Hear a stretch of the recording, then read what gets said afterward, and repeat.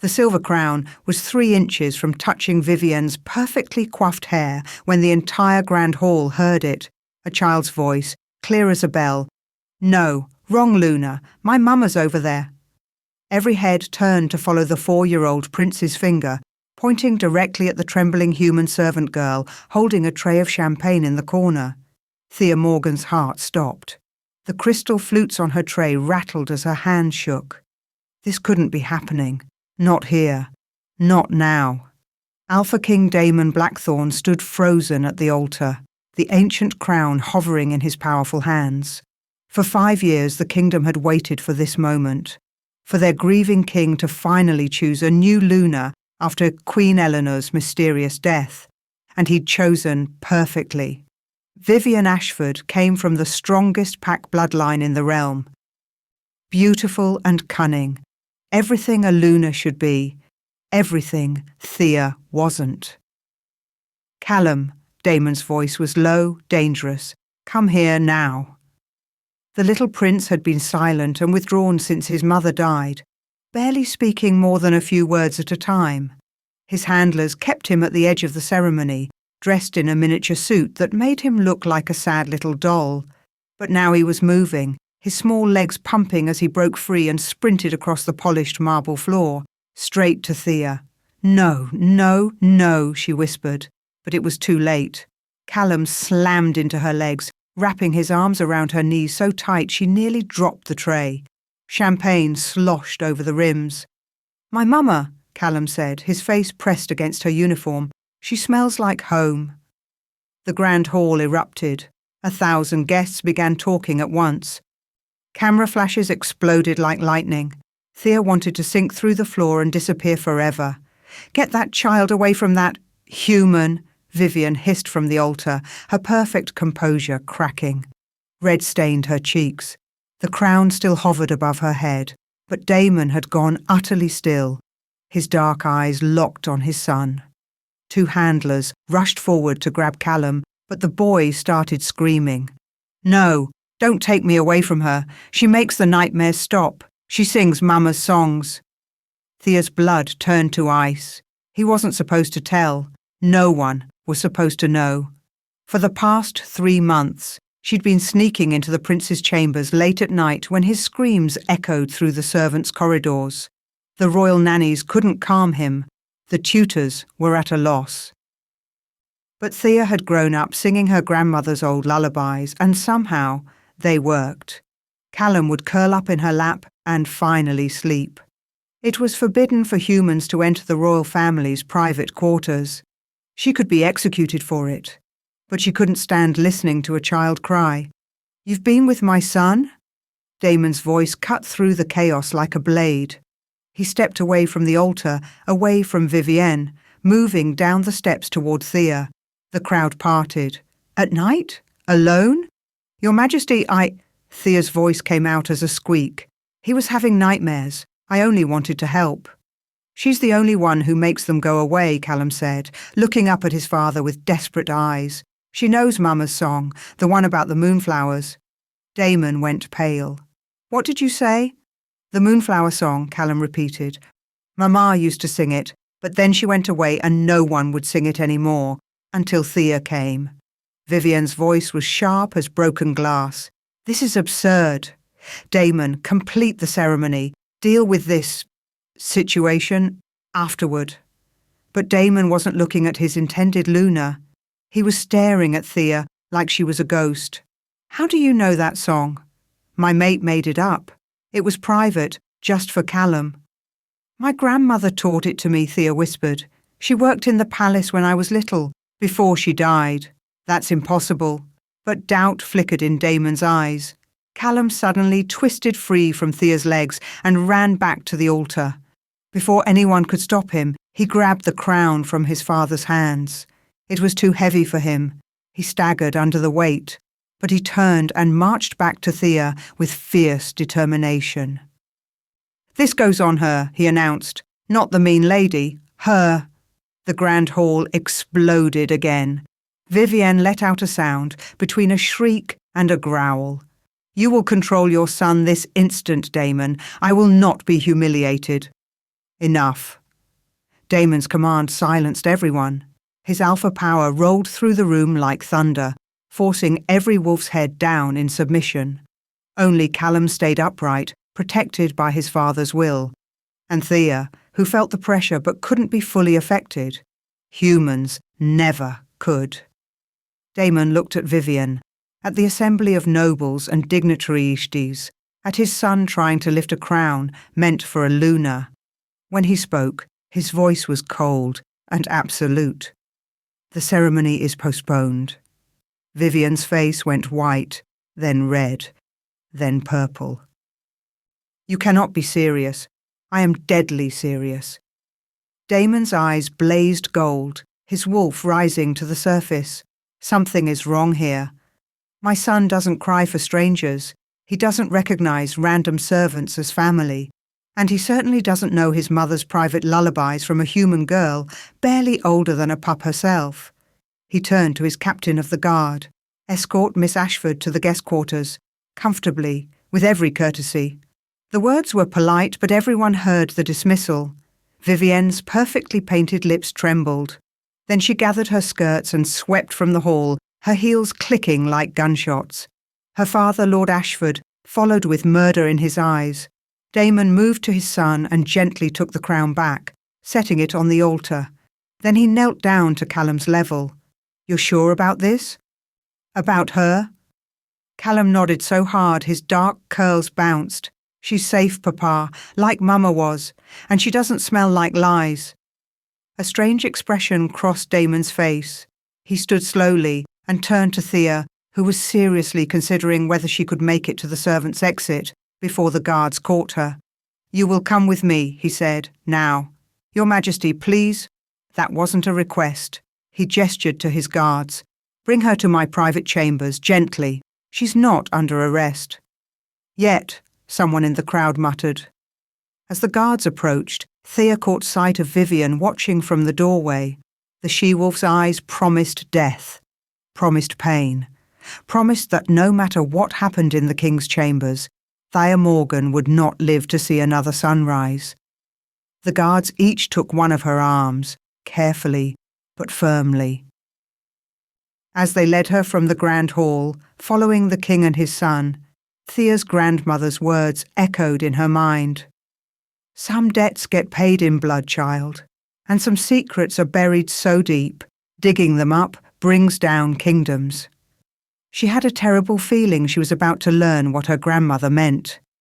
The grand doors closed behind them with a boom that sounded like a coffin lid slamming shut. Chapter 2. Damon's private study was nothing like Thea had imagined. She'd expected dark wood and hunting trophies, the usual trappings of alpha masculinity.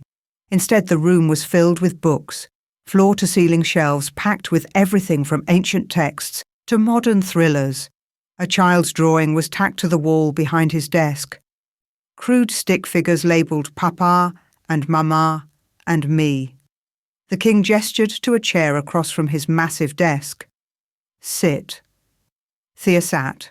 Her legs had turned to jelly somewhere between the grand hall and here. Callum had been taken by his nanny, a sweet older woman who'd looked at Thea with something between curiosity and pity. Damon pulled a file from his desk drawer, her employment file. He opened it and began reading, his face unreadable. "Thea Morgan, age 22, hired 6 months ago as a junior servant in the guest wing. No family, no references, no history before you appeared at our border gates." He looked up. "Care to explain?" "There's nothing to explain, Your Majesty. It's all true." "That's not an explanation. That's a confirmation of facts." He leaned back in his chair, studying her like she was a puzzle he needed to solve. "Where did you come from? Who are your parents?" "I don't know." The words tasted like ash. "I woke up at the border 3 years ago. No memory, no belongings, just scars." His eyes sharpened. "What kind of scars?" Thea's hands tightened in her lap. "On my back. The physician who examined me said they looked like claw marks, old ones." Something dangerous flickered across Damon's face. "Show me." "Your Majesty." That wasn't a request either, but his voice gentled slightly. I need to see them. Please? Slowly, Thea stood and turned around. Her fingers trembled as she reached for the buttons of her uniform. She only undid enough to lower the collar, exposing her shoulder blades. She heard him stand, heard his sharp intake of breath. Then she felt his fingers, careful, warm, tracing the raised lines across her skin. These weren't made by a random attack, he said quietly. This is deliberate, patterned. Someone marked you. Marked me? Thea turned, pulling her uniform back up. What does that mean? But Damon had moved to the window, his back to her, hands clenched into fists. Tell me about the nightmares. Callum's nightmares. What exactly does he say? Thea swallowed. This was the part that had kept her awake at night. He dreams about bad wolves, dark wolves with red eyes. He says they came for his mama, that there was blood everywhere that she told him to hide. She paused. He says she made him promise not to tell anyone what he saw. Damon's shoulders went rigid. And what did he see? He won't say. Every time he gets close, he starts screaming. So I hold him and sing until he forgets again. The Moonflower Song? Yes. Damon turned back to face her, and there was something raw in his expression. My mate didn't make up that song. She told me her mother taught it to her.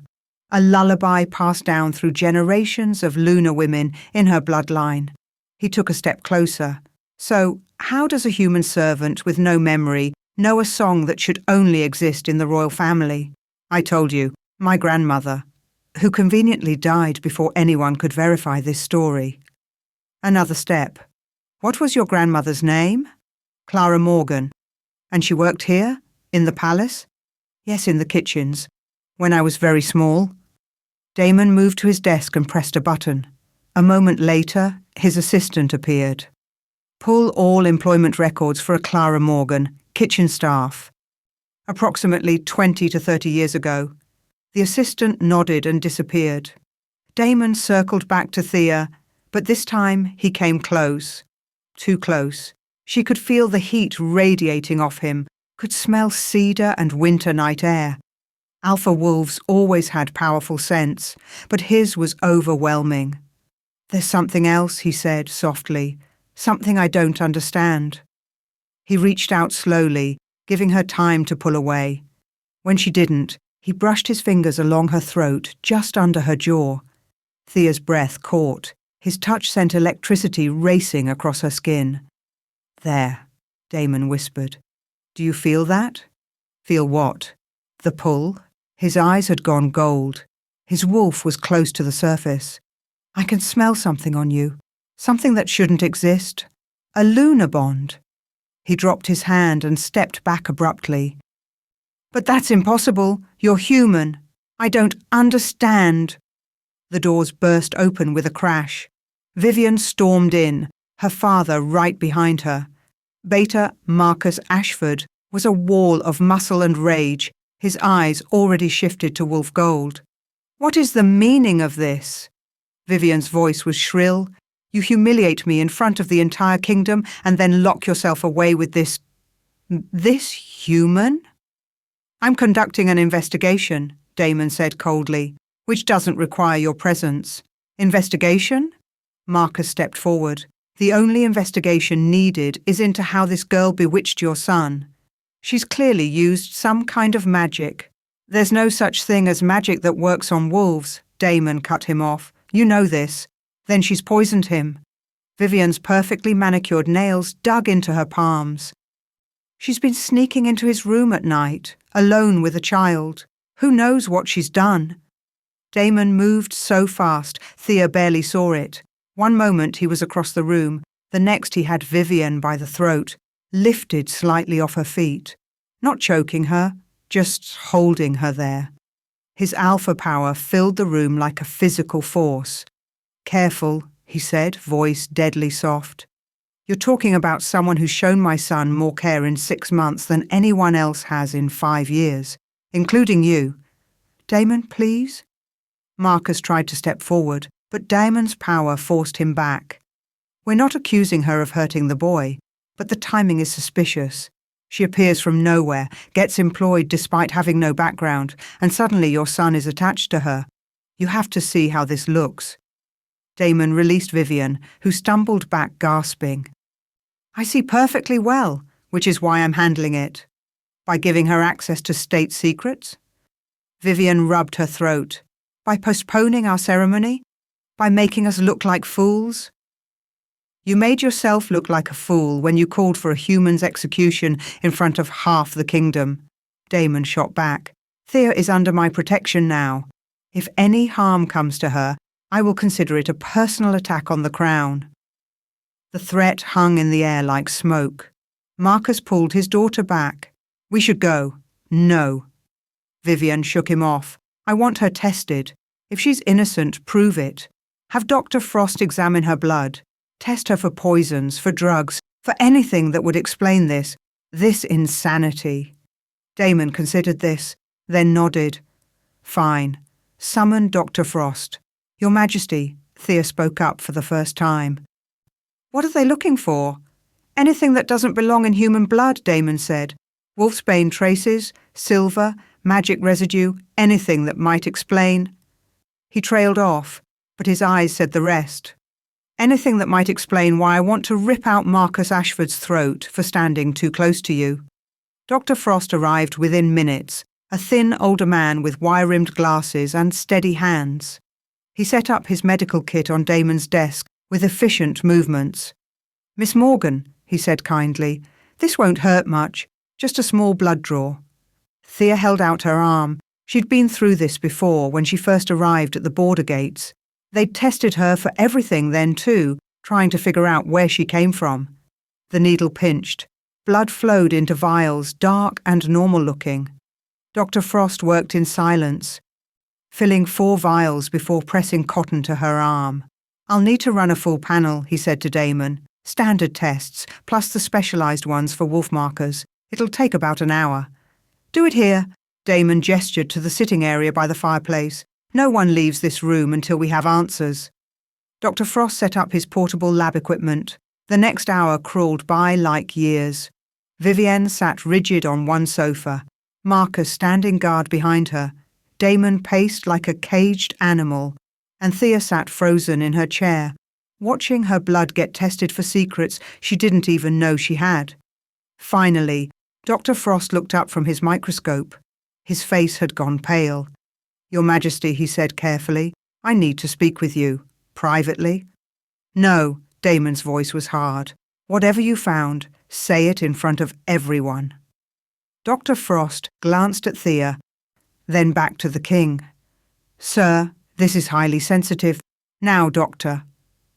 Dr. Frost took off his glasses and cleaned them, a nervous gesture. "Miss Morgan isn't fully human." The room went silent. "Explain," Damon said. "She has dormant wolf DNA, significant amounts. Under normal circumstances she should have shifted by now, probably around puberty, but something stopped the process." He pulled out a readout covered in numbers and graphs. "Her blood is saturated with wolfsbane, years of exposure, maybe as much as a decade. Someone has been systematically poisoning her to suppress her wolf." Thea couldn't breathe. The room tilted. "That's not possible. I'm human. I've always been human." "You were supposed to be," Dr. Frost said gently. "Someone went to great lengths to make sure you stayed that way." Vivian laughed, the sound sharp and bitter. "This is convenient. The mysterious human suddenly turns out to be a wolf? How stupid do you think we are? Test her yourself if you don't believe me." Dr. Frost gestured to his equipment. "The markers don't lie. She's got alpha bloodline DNA too, which is extremely rare." "Alpha bloodline?" Marcus moved forward, suddenly interested. "From which pack?" "That I can't tell you. I'd need to run genetic comparisons against our database, which will take days." Dr. Frost looked at Damon. "But there's something else, Your Majesty. Something I think you already suspect." Damon had gone very still. "Say it." "The lunar bond you're sensing isn't your imagination. It's real. Faint, but real, which means at some point in her life, before the wolfsbane suppressed everything." Miss Morgan underwent a partial lunar bonding ritual. Impossible, Vivienne breathed. Lunar bonds only form with the Alpha King's true mate. Or his heir, Dr. Frost said quietly. Everyone turned to look at Thea. No, Thea stood up, her chair scraping back. No, that's insane. I've never even met the prince until 6 months ago. Haven't you? Damon's voice was strange. He pulled out his phone and brought up a photo. This is a picture from Callum's 4th birthday party. 5 months before my mate died. He held it out. The photo showed a grand celebration. Tables piled with gifts. Children running everywhere. And there in the background, barely visible, a young woman with dark hair helping serve cake. Her face was turned away from the camera, but there was something familiar about the curve of her shoulder, the way she held herself. That woman is wearing a kitchen staff uniform, Damon said. She's too young to be your grandmother. The timestamp on this photo is 6 years ago. He looked at Thea. Which would make you 16. The perfect age for a young wolf to take a position in the palace. I don't remember, Thea whispered. I don't remember any of this. Memory loss is a side effect of severe wolfsbane poisoning, Dr. Frost said, especially if administered during a trauma. Whatever happened to you, someone wanted to make sure you forgot everything. Damon moved to his desk and hit the intercom again. Bring Callum to my study, now. Your Majesty, Marcus started. My son claims this woman smells like home, like his mother. If Thea was here 6 years ago, if she was part of Callum's life before Eleanor died, he would remember. Children's sense memories are stronger than their conscious recall. They waited in tense silence. Finally, the door opened and Callum burst in, still in his formal clothes. He took one look at Thea and ran to her, climbing into her lap.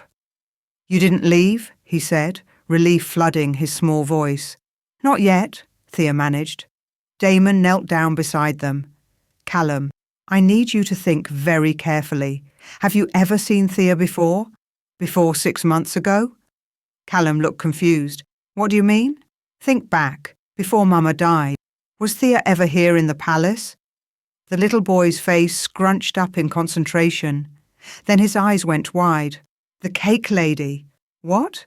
At my birthday. She made the special cake with the wolves on top. The one Mama ordered. Callum turned to Thea. You said I was a brave little alpha. You gave me an extra piece with the biggest wolf. Thea's hands were shaking. She didn't remember. She didn't remember any of it. What else do you remember? Damon pressed gently. She was nice. She always smiled at me, and she... Callum's voice dropped to a whisper. She was there the night Mama died. The room exploded. Enough, Marcus roared. This proves nothing except that this woman was in the palace when the Queen was murdered. She could be the killer. She was 16 years old and working in the kitchens, Damon snarled. Use your brain, Marcus. Then she's an accomplice. She needs to be in a cell, not... She needs to be protected. Damon's alpha command cracked through the room like a whip. If someone poisoned her to erase her memories, if someone gave her false records and planted her back in this palace 6 months ago, then she's not a threat, she's a witness. And whoever tried to bury her past is going to come looking to finish the job. Vivienne stood up slowly. You can't be serious. You're going to protect her? After everything? I'm going to do what's right for this kingdom. Damon's voice was cold steel, which means getting to the truth. And the truth starts with figuring out who Thea Morgan really is. He turned to address them all. As of this moment, Thea is under royal protection. She will remain at the palace as Callum's official nanny. Anyone who attempts to harm her will answer to me personally. He looked at Vivienne. That includes you. The lunar ceremony is postponed indefinitely until this matter is resolved. You're making a mistake, Vivienne said, her voice deadly quiet. A mistake you'll regret. I've made plenty of mistakes in the past 5 years, Damon replied, but protecting someone who makes my son smile for the first time since his mother died, that's not one of them. Vivienne swept from the room, her father following with one last, threatening glare at Thea. When they were gone, Damon turned to Dr. Frost. I want a full genetic panel. compare her DNA against every pack in our database, and run it against Eleanor's DNA. The late Queen's? Dr. Frost's eyes widened. Sir, are you suggesting— I'm not suggesting anything. I'm following the evidence. Damon's jaw was tight. If there's even a chance that Thea knew something about my mate's death, I need to know what it is. Of course, Your Majesty. After Dr. Frost left, Thea found her voice. What happens now? Damon looked at her for a long moment. Callum had fallen asleep in her lap, worn out from the day's drama. Now you move into the family wing, close to Callum's rooms. You'll have guards posted outside your door at all times. To keep me in or keep others out? Both. He moved closer, and again she felt that pull, that strange magnetic force between them. I don't know who you are, Thea Morgan, but my son trusts you. My wolf recognizes you, and someone went to great lengths to erase you from existence. That makes you either the most dangerous person in this palace or the most important. And if it's dangerous? His smile was sharp. Then you're in the perfect place, because no one gets to my family without going through me first. He lifted Callum gently from her lap. The boy stirred but didn't wake. Come on. I'll show you to your new rooms. Tomorrow we start digging up buried secrets. His eyes met hers, and finding out whose blood they're covered in. Chapter 3. The royal wing was beautiful and terrifying in equal measure. Thea's new rooms were larger than any space she'd ever lived in. A bedroom with a 4-poster bed, a sitting area with plush furniture, and her own private bathroom with a tub deep enough to swim in. It should have felt like a fairy tale. Instead, it felt like a gilded cage. The guards outside her door changed shifts every 6 hours. She learned their names, Marcus and Tobias during the day, Elena and Reed at night. They were polite, professional, and completely unreadable. She couldn't tell if they were protecting her or making sure she couldn't escape. The first incident happened on her second day. Breakfast arrived on a silver tray, fresh fruit, pastries, coffee that smelled like heaven. Thea was reaching for a strawberry when one of the maids, a young wolf named Kara, who'd been kind to her in the kitchens, grabbed her wrist. Don't, Kara whispered, eyes darting to the door. Please don't eat that. What? Why? Kara pulled a small vial from her apron. She sprinkled a drop of clear liquid on one of the pastries. The bread immediately turned black, smoking slightly. Silver dust, Kara breathed, mixed into the sugar glaze. It wouldn't kill a human, but if you're really part wolf, like they're saying. She didn't finish. She didn't have to. Thea's stomach turned. Who sent this? I don't know. I just saw Margaret from the kitchen smiling when she prepared your tray. She's been friends with Miss Ashford since they were pups. Kara squeezed her hand. Be careful. There are a lot of people who want you gone. After that, Thea only ate food that Kara personally delivered or that Damon tested first, which meant the king had taken to showing up at her rooms during mealtimes, casually sampling her food before letting her eat. It was ridiculous and oddly touching. The clothes were next. 3 days in, she woke to find every garment in her closet shredded to ribbons. Long claw marks through silk and cotton, destruction so thorough it must have taken hours. The guards claimed they'd heard nothing. Damon had new clothes sent up within an hour, finer than anything Thea had ever worn. But that night she found a note pinned to her pillow with a silver dagger. You don't belong here. Leave while you still can. She didn't tell Damon about the note. She wasn't sure why. Maybe because part of her agreed with it. She didn't belong in these beautiful rooms, wearing expensive clothes, eating at the king's table. She was a servant with no memory and a past full of holes. What right did she have to any of this? But then Callum would appear at her door, small and hopeful, asking if she'd read him a story, or help him build a fort or sing the Moonflower Song. And she'd remember that whatever else was true, this child needed her. That had to count for something. The full moon came on her 8th night in the royal wing. Thea woke just after midnight, her body on fire. Pain radiated from her spine, sharp and unforgiving. She stumbled from bed gasping, barely making it to the bathroom before her legs gave out. Her hands gripped the edge of the sink. In the mirror, she watched her eyes flash gold, once, twice, then steady, glowing like twin suns. "No," she whispered. "No, no, no." Her fingers began to lengthen, nails hardening into claws. The bones in her hands cracked and reformed. The pain was exquisite, like being torn apart from the inside. She bit down on her lip to keep from screaming, tasting blood. The wolf inside her was trying to surface. After years of suppression, of poison keeping it dormant, the full moon was dragging it out whether she was ready or not. She wasn't ready. She didn't know how to shift, didn't know how to control this thing that was ripping through her skin. A sound escaped her throat. Half sob, half growl.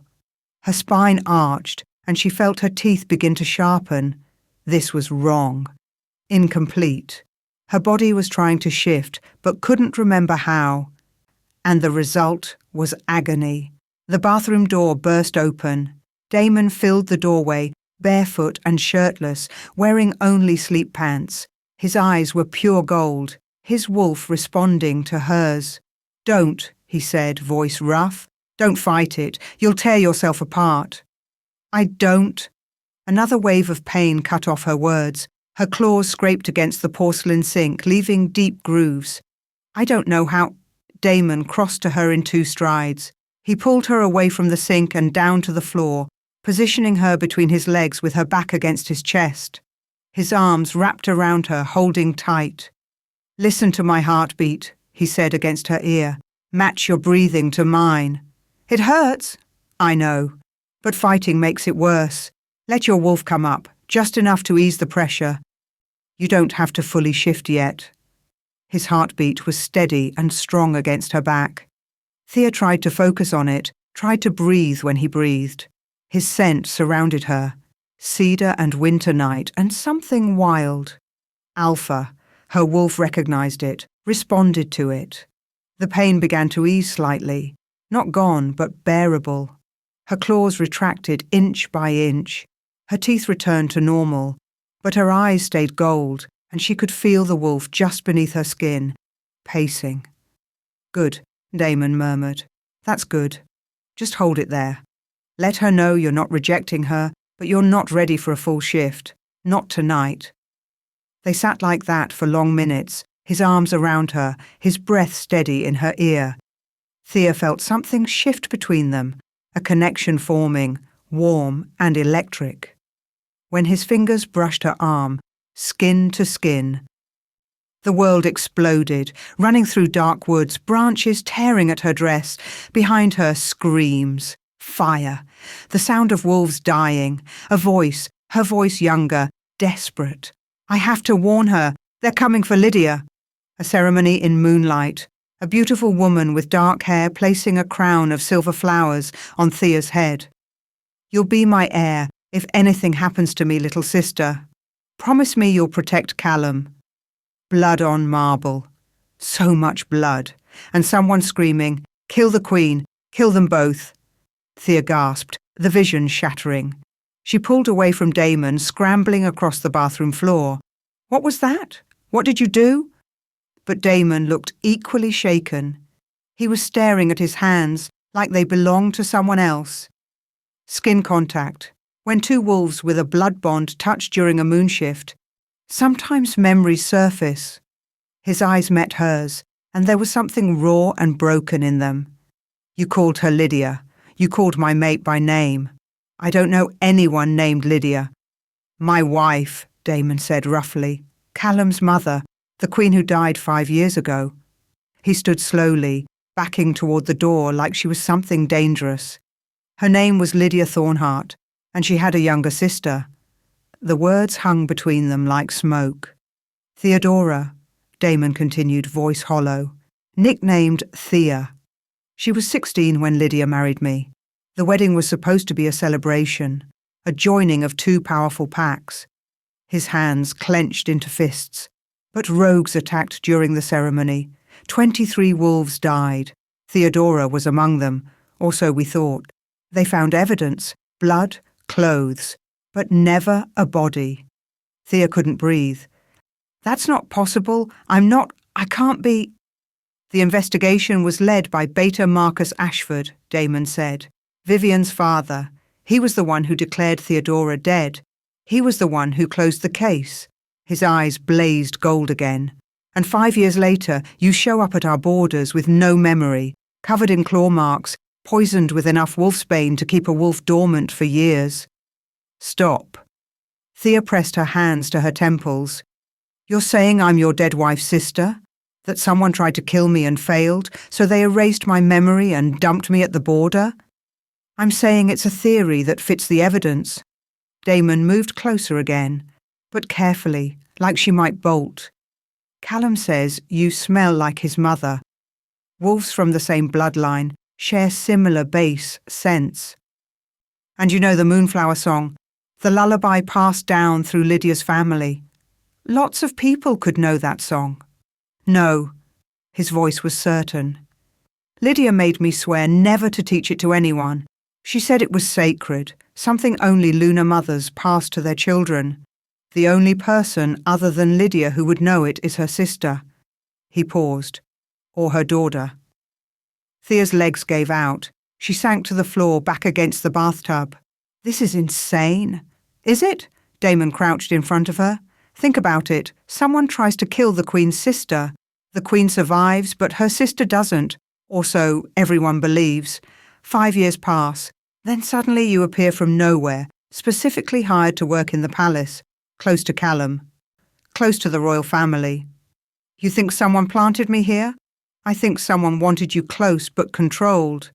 Kept docile with wolfsbane. No memory, no threat. His jaw tightened. But they didn't count on my son recognizing you.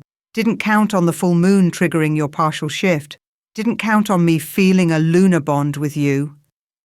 Lunar bond. Thea's voice cracked. What does that mean? Damon looked away, clearly uncomfortable. When a Luna dies, her bond with the Alpha savors. Completely. There's no residual connection. He forced himself to meet her eyes again. But if that Luna had a sister, especially one who underwent a partial bonding ritual as the designated heir, the Alpha might sense an echo, a shadow of the original bond. That's what you feel when you're near me? An echo of your dead wife? No. The word was fierce. That's what I thought at first. But it's not an echo, Thea. It's something else. Something new. He reached out, then stopped himself. My wolf doesn't see you as Lydia's replacement. He sees you as our mate. The bathroom suddenly felt too small. Thea scrambled to her feet.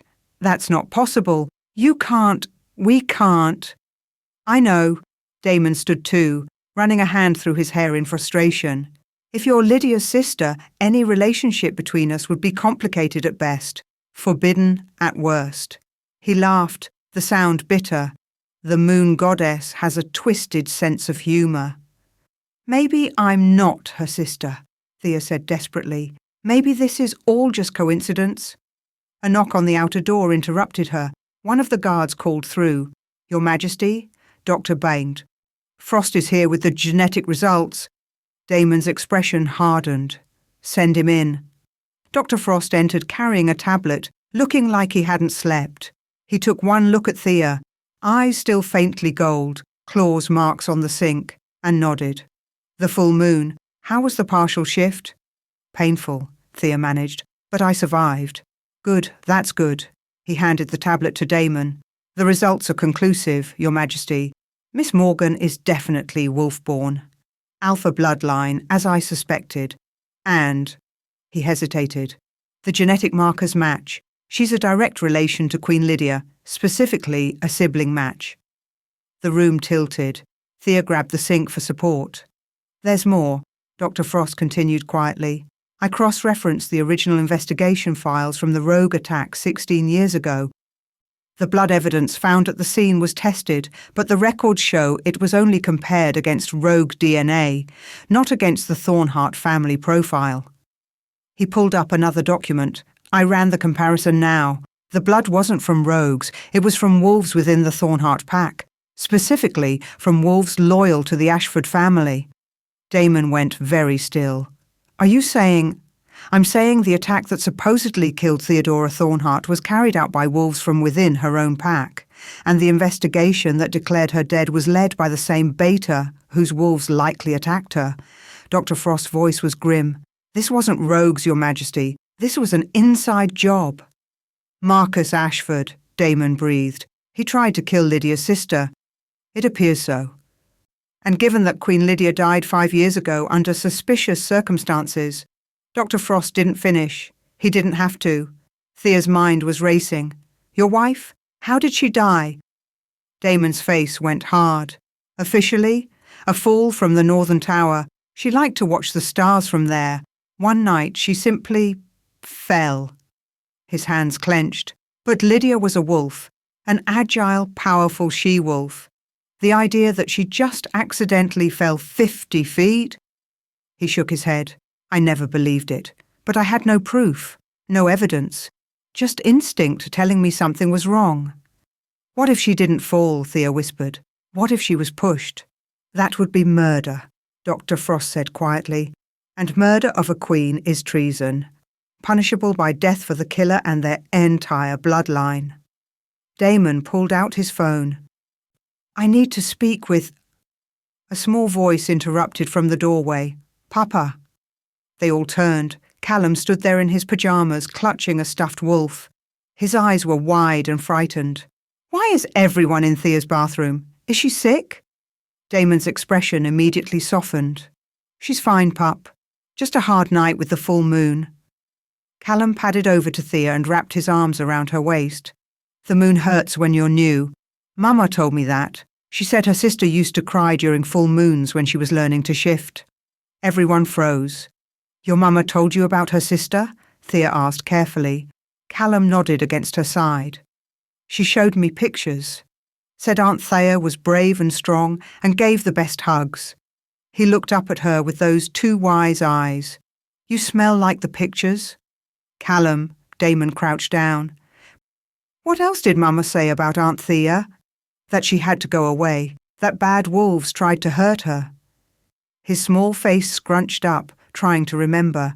Mama said she was looking for Aunt Thea, that she was close to finding her, and then... His voice dropped to a whisper, and then Mama fell. Damon pulled his son close. Over the boy's head, his eyes met Thea's. She could see it all clicking into place for him, just as it was for her. Lydia was looking for her sister, Damon said slowly. She must have discovered something. Evidence that Theodora was alive, that the attack was an inside job, and whoever orchestrated the first attack couldn't let Lydia expose them. So they killed her too, Thea finished. Her voice sounded distant to her own ears. They killed their own queen? Marcus Ashford, Dr. Frost said. He had the means, the access and the motive. If Lydia exposed his role in Theodora's disappearance, his entire family would be executed. And now his daughter is supposed to become Luna, Damon said, his voice deadly, giving the Ashford family permanent control over the throne through Callum. A sound from the bedroom made them all turn. The door to Thea's chambers stood open. She was certain she'd closed it. And in the doorway, silhouetted by the hallway light, stood a figure in black. The assassin moved fast. One moment they were in the doorway. The next they were lunging for Thea, with a silver blade gleaming. Damon was faster. He shifted mid-leap, his massive black wolf form slamming into the assassin and sending them both crashing into the bedroom. Furniture splintered. The assassin rolled, came up with the blade, and slashed at Damon's shoulder. Silver burned through fur. Dr. Frost grabbed Callum and ran for the door, yelling for the guards. Thea stood frozen, watching Damon fight, watching blood stain his fur. Her wolf surged forward, responding to her mate's danger, and suddenly she was moving. She didn't fully shift, couldn't yet. But claws erupted from her fingers and her teeth sharpened. She launched herself at the assassin's back, her claws raking across their shoulder. The assassin screamed and spun, slashing wildly. The blade caught her arm, burning like fire. Silver. She felt the poison trying to spread, but her wolf pushed it back, containing it. Years of wolfsbane exposure had made her resistant to Silver's worst effects. The guards burst in, 6 of them, weapons drawn. The assassin saw they were outnumbered and ran for the window, crashing through it in a shower of glass. They shifted mid-fall, a grey wolf landing in the courtyard 3 stories below and disappearing into the darkness. Damon shifted back, naked and bleeding. "Seal the palace. Find that wolf. Now!" The guards scattered. Dr. Frost returned with his medical kit, already working on Damon's shoulder. But Damon pushed him toward Thea. Her first, silver blade. The cut on her arm was shallow but burned like acid. Dr. Frost cleaned it quickly, his hands gentle. "You're lucky. Just a graze. The silver didn't have time to spread." Thea barely heard him. She was staring at something on the floor where the assassin had stood. A piece of paper dropped in the struggle. She picked it up with shaking hands. "Some dead should stay buried." The words were written in blood. "They're not trying to kill me," Thea said slowly. "They're trying to scare me into leaving, make me disappear again before I remember everything." "Then they failed," Damon said, his voice rough with pain, as Dr. Frost stitched his shoulder. "Because you're not going anywhere. Not until we expose every single one of them. You can't protect me forever," Thea whispered. Damon's eyes met hers, gold and fierce. "Watch me." But they both knew the truth. Someone in the palace wanted her dead. Someone powerful enough to send assassins into the royal wing itself. And that someone wasn't going to stop until Thea was back in the ground where they'd tried to put her 16 years ago. The game had changed. The scared servant girl was gone. In her place stood Theodora Thornhart, sister to a murdered queen, aunt to a prince, and possibly the only person alive who could bring down a traitor. She just had to remember who that traitor was before they remembered to finish what they started. Chapter 4. The scandal spread through the palace like wildfire. By dawn, every wolf in the kingdom knew that Alpha King Damon Blackthorn had moved the mysterious human-turned-wolf into his personal suite, not just near his rooms, not in a guest chamber, into his private sanctuary, the space he'd shared with no one since Queen Lydia died. And he'd moved his son in there too. The whispers were vicious, indecent, shameful. The king has lost his mind over a servant girl. Thea heard them all. The palace staff weren't subtle. Maids fell silent when she passed, then erupted into heated conversation the moment she turned a corner. Guards smirked. Nobles who'd never acknowledged her existence now watched her with open hostility. Vivian's supporters were the worst. They made sure Thea knew exactly what they thought of her. Homewrecker, gold digger, witch. But Damon didn't care about the scandal. He'd made that clear when he personally carried an exhausted Callum into his suite at 3 a.m, then turned to Thea and said, "You're next. Pack whatever matters to you. Everything else stays behind." His rooms were vast, a series of interconnected chambers that took up an entire corner of the palace. The main sitting room had floor-to-ceiling windows overlooking the forest. Callum's new bedroom connected directly to Damon's through a shared bathroom, and Thea's room. This was the Luna's chamber, Damon had explained, opening the door to a beautiful space decorated in soft blues and silvers. "It connects to my room through that door. It stays locked unless you choose to open it." The implication hung between them. This wasn't just about safety. This was about claiming her, showing the entire kingdom that she belonged under his protection, that she belonged to him. Thea should have been terrified. Instead, she felt safe for the first time since arriving at the palace. The security was intense, 6 guards stationed outside the suite at all times, another 4 patrolling the corridor, windows reinforced with silver mesh that would burn any wolf trying to enter, and Damon himself, who seemed to sleep with one eye open, his wolf always alert. By the second day, Vivian had launched her counterattack. She appeared at a press conference dressed in white, tears streaming down her perfect face. The cameras loved her. I've given everything to this kingdom, she said, voice breaking. I've waited patiently for 5 years while my king grieved. I've loved his son as my own. And now I'm being cast aside for a nobody, a human who appeared from nowhere with convenient memory loss and a convenient connection to the dead queen. The reporters ate it up. Questions flew. Was the king being manipulated? Had Thea used some kind of magic? Was this a conspiracy to steal the throne? Vivian played her part perfectly. The wronged woman, the victim of circumstances beyond her control. She even managed to look dignified as she dabbed at her tears with a silk handkerchief.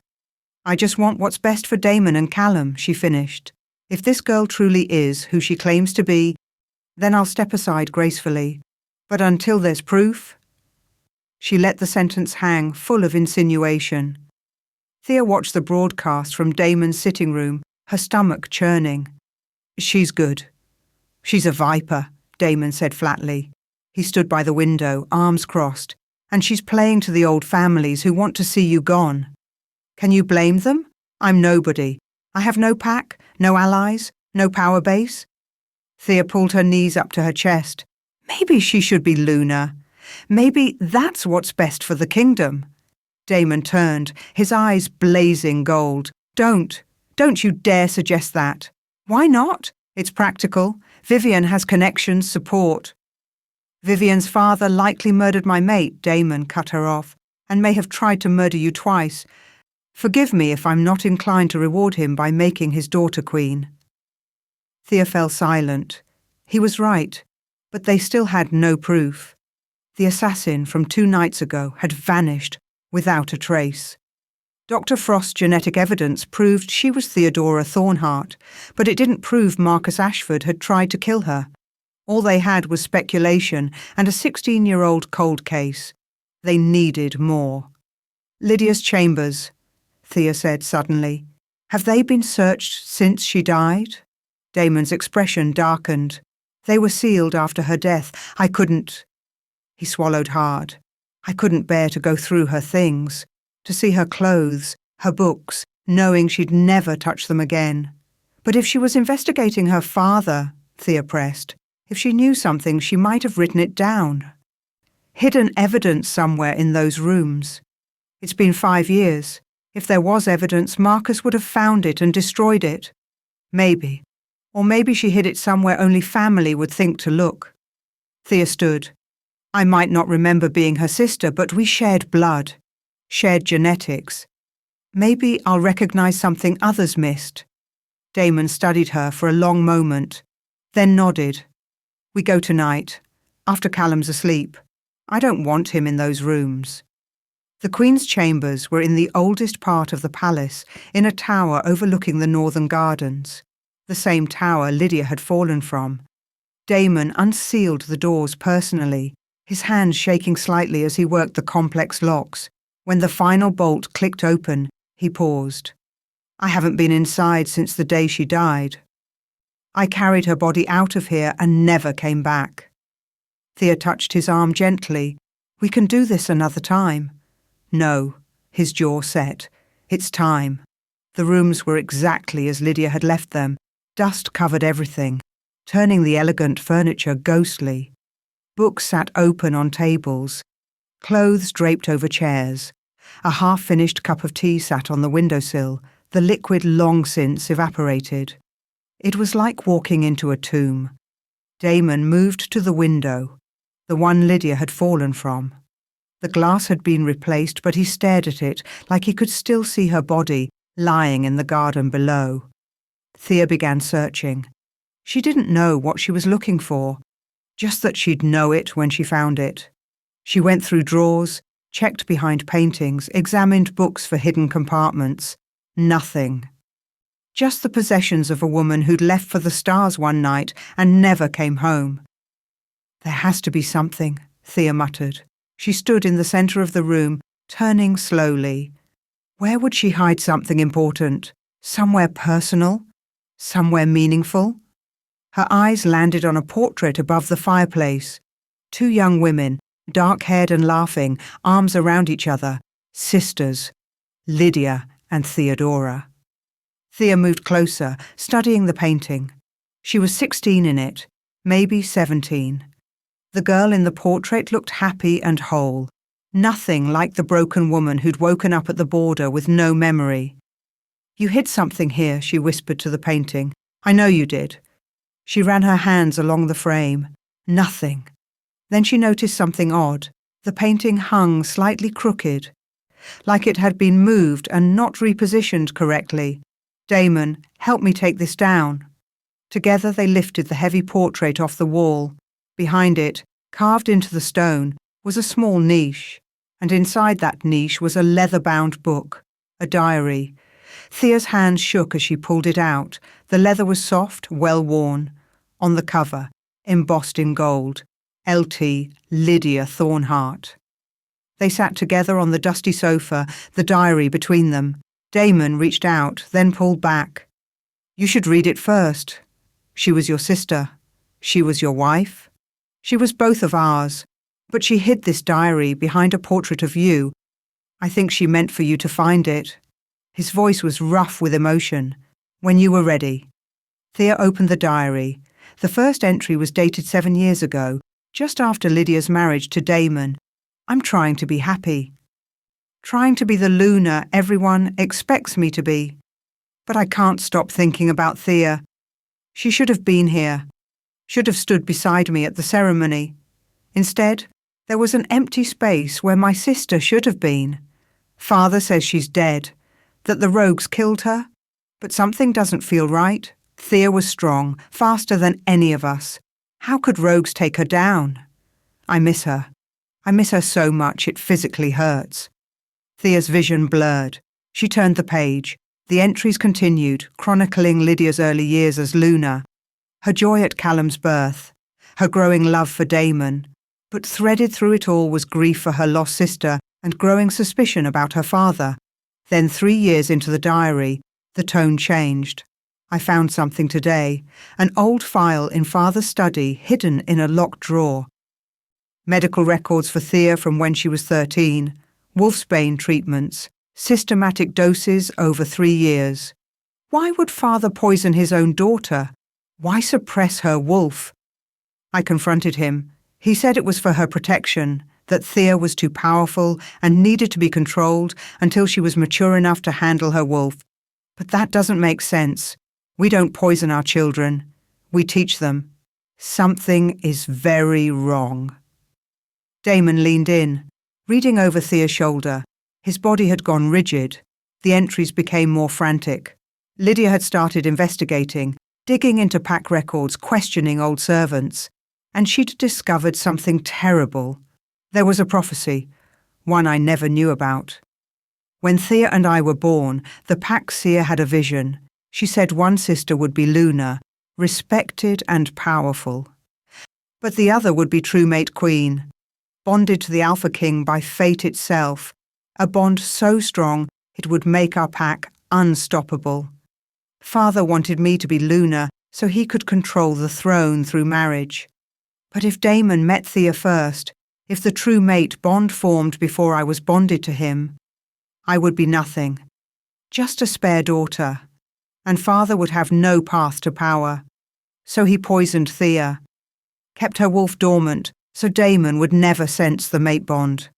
Made sure I was the one Damon met first, the one he chose. My entire marriage is built on lies, on my sister's suffering. Thea couldn't breathe. Damon had gone pale beside her. "Keep reading," he said hoarsely. I found where Father kept her, a cottage on the northern border, warded and hidden. Thea was alive, kept drugged and compliant. Father said she'd had a breakdown, that it was for her own good. But I saw the chains, Damon. I saw the silver burns on her wrists. She didn't recognize me. The wolfsbane had destroyed her memory, her sense of self. My beautiful, strong sister had been reduced to a frightened shell. I got her out. Hired humans. Father didn't control to take her somewhere safe, somewhere he couldn't find her. I told them to take her far away, give her a new identity, let her live as human, if that's what it took to keep her safe. But Father found out. He knows I betrayed him. And now he's threatening Callum. Threatening my son if I don't tell him where Thea is. I won't. I can't. But I'm running out of time. I need to gather proof, evidence that will destroy Father before he destroys my family. The entries ended abruptly. The last one was dated the day Lydia died. Tonight. I'll tell Damon everything tonight. I have copies of the medical records, witness statements, proof of Father's crimes. By tomorrow, Marcus Ashford will be in chains. I'm scared. Father has been watching me, but I can't live with this lie anymore. Damon deserves the truth. Callum deserves to know his real aunt. And Thea deserves her life back. If something happens to me, if I don't survive this night, I've hidden everything in the place only Thea would think to look. Behind our portrait, behind the memory of us being whole. I love you, little sister. I'm sorry I wasn't strong enough to protect you sooner, but I'll die before I let Father hurt you again. That was it. The final entry. Thea closed the diary with shaking hands. She died that night, before she could tell you, before she could expose him. Marcus killed her, Damon said, his voice deadly calm. He pushed her from that window to silence her, to keep his secrets buried. But he didn't know about the diary, didn't know she'd already documented everything. Thea looked up at him. This is proof, Damon. This is what we need. It's a diary. It could be argued as speculation, paranoia. She mentions medical records, witness statements, if those documents exist. If Marcus hasn't already destroyed them. Damon stood, pacing. He had 5 years to cover his tracks, 5 years to eliminate evidence. But he didn't know where Lydia hid it. She said she put it somewhere only I would think to look. Thea's mind raced. We need to search more, find what she was talking about. They spent the next 3 hours tearing apart Lydia's chambers. They found more diaries, all documenting the same investigation. They found sketches and notes, timelines of events, but no hard evidence, no medical records or witness statements. Finally, exhausted and covered in dust, they sat on the floor surrounded by papers. She was so close, Thea whispered, so close to saving everyone. She saved you, Damon said quietly. She got you away from Marcus, gave you a chance at life, even if it meant losing her own. He picked up the diary, staring at his dead wife's handwriting. I loved her. But reading this, knowing that our bond was manufactured, that I might have been meant for you all along. Don't, Thea touched his hand. Don't do that to yourself. You loved her. She loved you. That was real, mate bond or not. But was it enough? Would she have been happier if I'd found you first? If the true mate bond had formed? She was happy, Thea said firmly. These diaries prove it. She loved you and Callum. She died trying to protect her family. She squeezed his hand. We honour that by finishing what she started, by bringing Marcus down.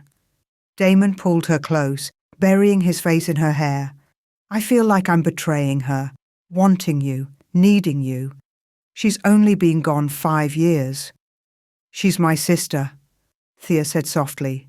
If there's anyone she'd accept as Callum's new mother, don't you think it would be me? They stayed like that for a long moment, holding each other in the dusty remnants of a dead woman's life. Then a small voice spoke from the doorway. Papa! They jerked apart. Callum stood there in his pyjamas, rubbing his eyes. Elena was right behind him, looking apologetic. I'm sorry, Your Majesty. He woke up asking for you. He insisted on coming. Callum padded into the room, looking around with wide eyes. This was Mama's room. Yes, pup. Damon held out his arms, and Callum climbed into his lap. We were just looking for something. Did you find it? Thea held up the diary. We found something your mama left for us. Letters, kind of. About people she loved. Callum reached for the diary. His small fingers traced the embossed initials. Then his eyes went unfocused, distant. When he spoke, his voice had a strange quality. Older, echoing. Mama says she's happy you found it. She says she's been waiting. The room went cold. Damon's arms tightened around his son. "Callum, are you okay?" But Callum wasn't looking at his father. He was staring at Thea with eyes that seemed to see beyond the physical world. She says, "You're the one. The one from the prophecy, the true mate queen." His little hand reached out, touching Thea's cheek. She says she's sorry she couldn't protect you, but now it's okay, because Papa found you anyway. Tears streamed down Thea's face. "Callum, sweetheart." "She wants you to know something important."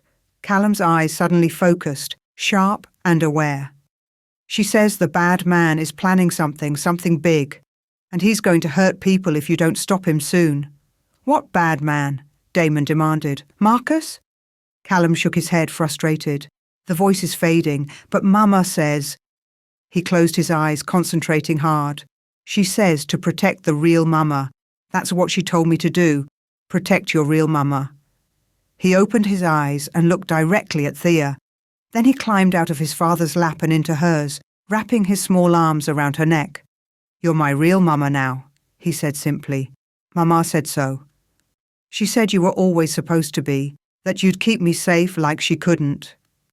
Thea held him close, her heart breaking and healing simultaneously. "I'll protect you," she whispered. "I promise, with everything I am." Callum pulled back just enough to look at her seriously. "You have to protect Papa too. The bad man wants to hurt him most of all, because if Papa's gone, there's no one to stop him from taking everything." Damon and Thea exchanged glances over the child's head. Marcus wasn't just trying to silence witnesses, he was planning something bigger, something that involved removing Damon from power entirely. "When?" Damon asked his son. "When is this going to happen?" Callum yawned, suddenly just a tired 4-year-old again. "Soon. Mama says very soon. Before the next full moon." He nestled into Thea's shoulder. "I'm sleepy now. Let's get you to bed, pup." Damon stood, gently taking Callum from Thea's arms, but the boy reached back, grabbing Thea's hand.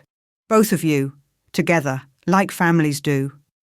So they walked back to the royal suite together, the Alpha King, the lost princess, and the child who'd been touched by his dead mother's spirit. Behind them, Lydia's chambers stood silent once more, their secrets finally revealed. But somewhere in the palace, Marcus Ashford was planning his final move, and they had less than 2 weeks to stop him. The game was entering its end game, and this time, someone wasn't walking away. Chapter 5. The Grand Council chamber was packed with wolves from every corner of the kingdom. Pack elders, nobles, common wolves, all crammed together to witness something that hadn't been done in over a century. A bloodline verification ceremony using ancient magic.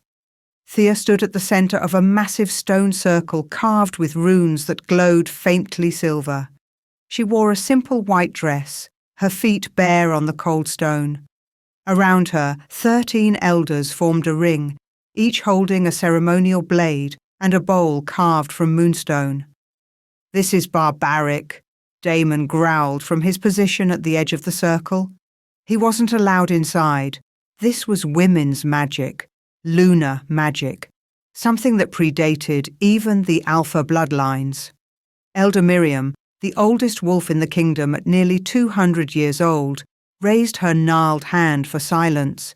"The ancient ways are not barbaric, Alpha King. They are absolute. This girl claims to be Princess Theodora Thornheart, sister to our fallen queen. Such a claim requires proof beyond modern science. We have genetic testing, which can be falsified," Miriam cut him off. "Blood magic cannot lie. The moon sees all, knows all.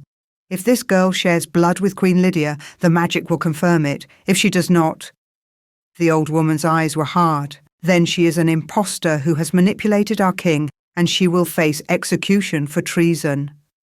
Thea's heart hammered against her ribs. She caught Damon's eye. He looked murderous, his wolf barely contained. But they'd both known this was coming. The pack elders had demanded proof, and ancient law gave them the right to invoke bloodline magic. Begin, Miriam commanded. A small crystal vial was brought forward, held by a young priestess. Inside was a dark liquid, blood preserved by magic. Queen Lydia's blood. Taken and stored on the day she died, as was done for all members of the royal family. This is the blood of Queen Lydia Thornheart, Luna of the Blackthorn Pack, mother of Prince Callum, sister of the lost. Miriam's voice carried through the chamber. It has been sealed for 5 years, untouched, pure. It will recognize its own. The priestess opened the vial and poured the preserved blood into a moonstone bowl. Even from a distance, Thea could smell it, copper and power and something achingly familiar. Elder Miriam stepped forward with her ceremonial blade. "Give me your hand, child." Thea extended her right hand, palm up. The blade was sharp. One quick slice across her palm. Blood welled up, bright red against her pale skin. Miriam held Thea's hand over the bowl, letting her blood drip into Lydia's. The moment the two blood sources touched, the entire chamber exploded with light. Silver flames erupted from the bowl, shooting upward in a column that reached the vaulted ceiling. The runes on the floor blazed to life, forming a complex pattern that spiraled out from where Thea stood. And in the flames, shapes began to form. 2 women, identical in build and feature, their hands joined. Sisters. "The blood does not lie," Miriam said, her voice filled with awe. "Theodora Thornheart lives. The lost princess is found." But the magic wasn't finished. The flames began to circle Thea, moving faster and faster until she was surrounded by a cyclone of silver fire. She felt it entering her body, burning through her veins, seeking out every last trace of poison that had suppressed her wolf for so long. It hurt. God, it hurt. Like being burned alive from the inside out. Thea screamed, falling to her knees as the wolfsbane was literally burned out of her system. Years of poison turned to ash and expelled through her skin in a sheen of black sweat. "Thea!" Damon tried to enter the circle, but the magic pushed him back. The elders held their ground, chanting in a language older than memory. And then suddenly, the pain transformed into something else. Power. Pure, overwhelming power that filled every cell of her body. Her wolf, dormant for so long, rose up with a roar that shook the foundations of the palace. Thea's body began to shift. She'd never shifted before, didn't know how. But her wolf knew.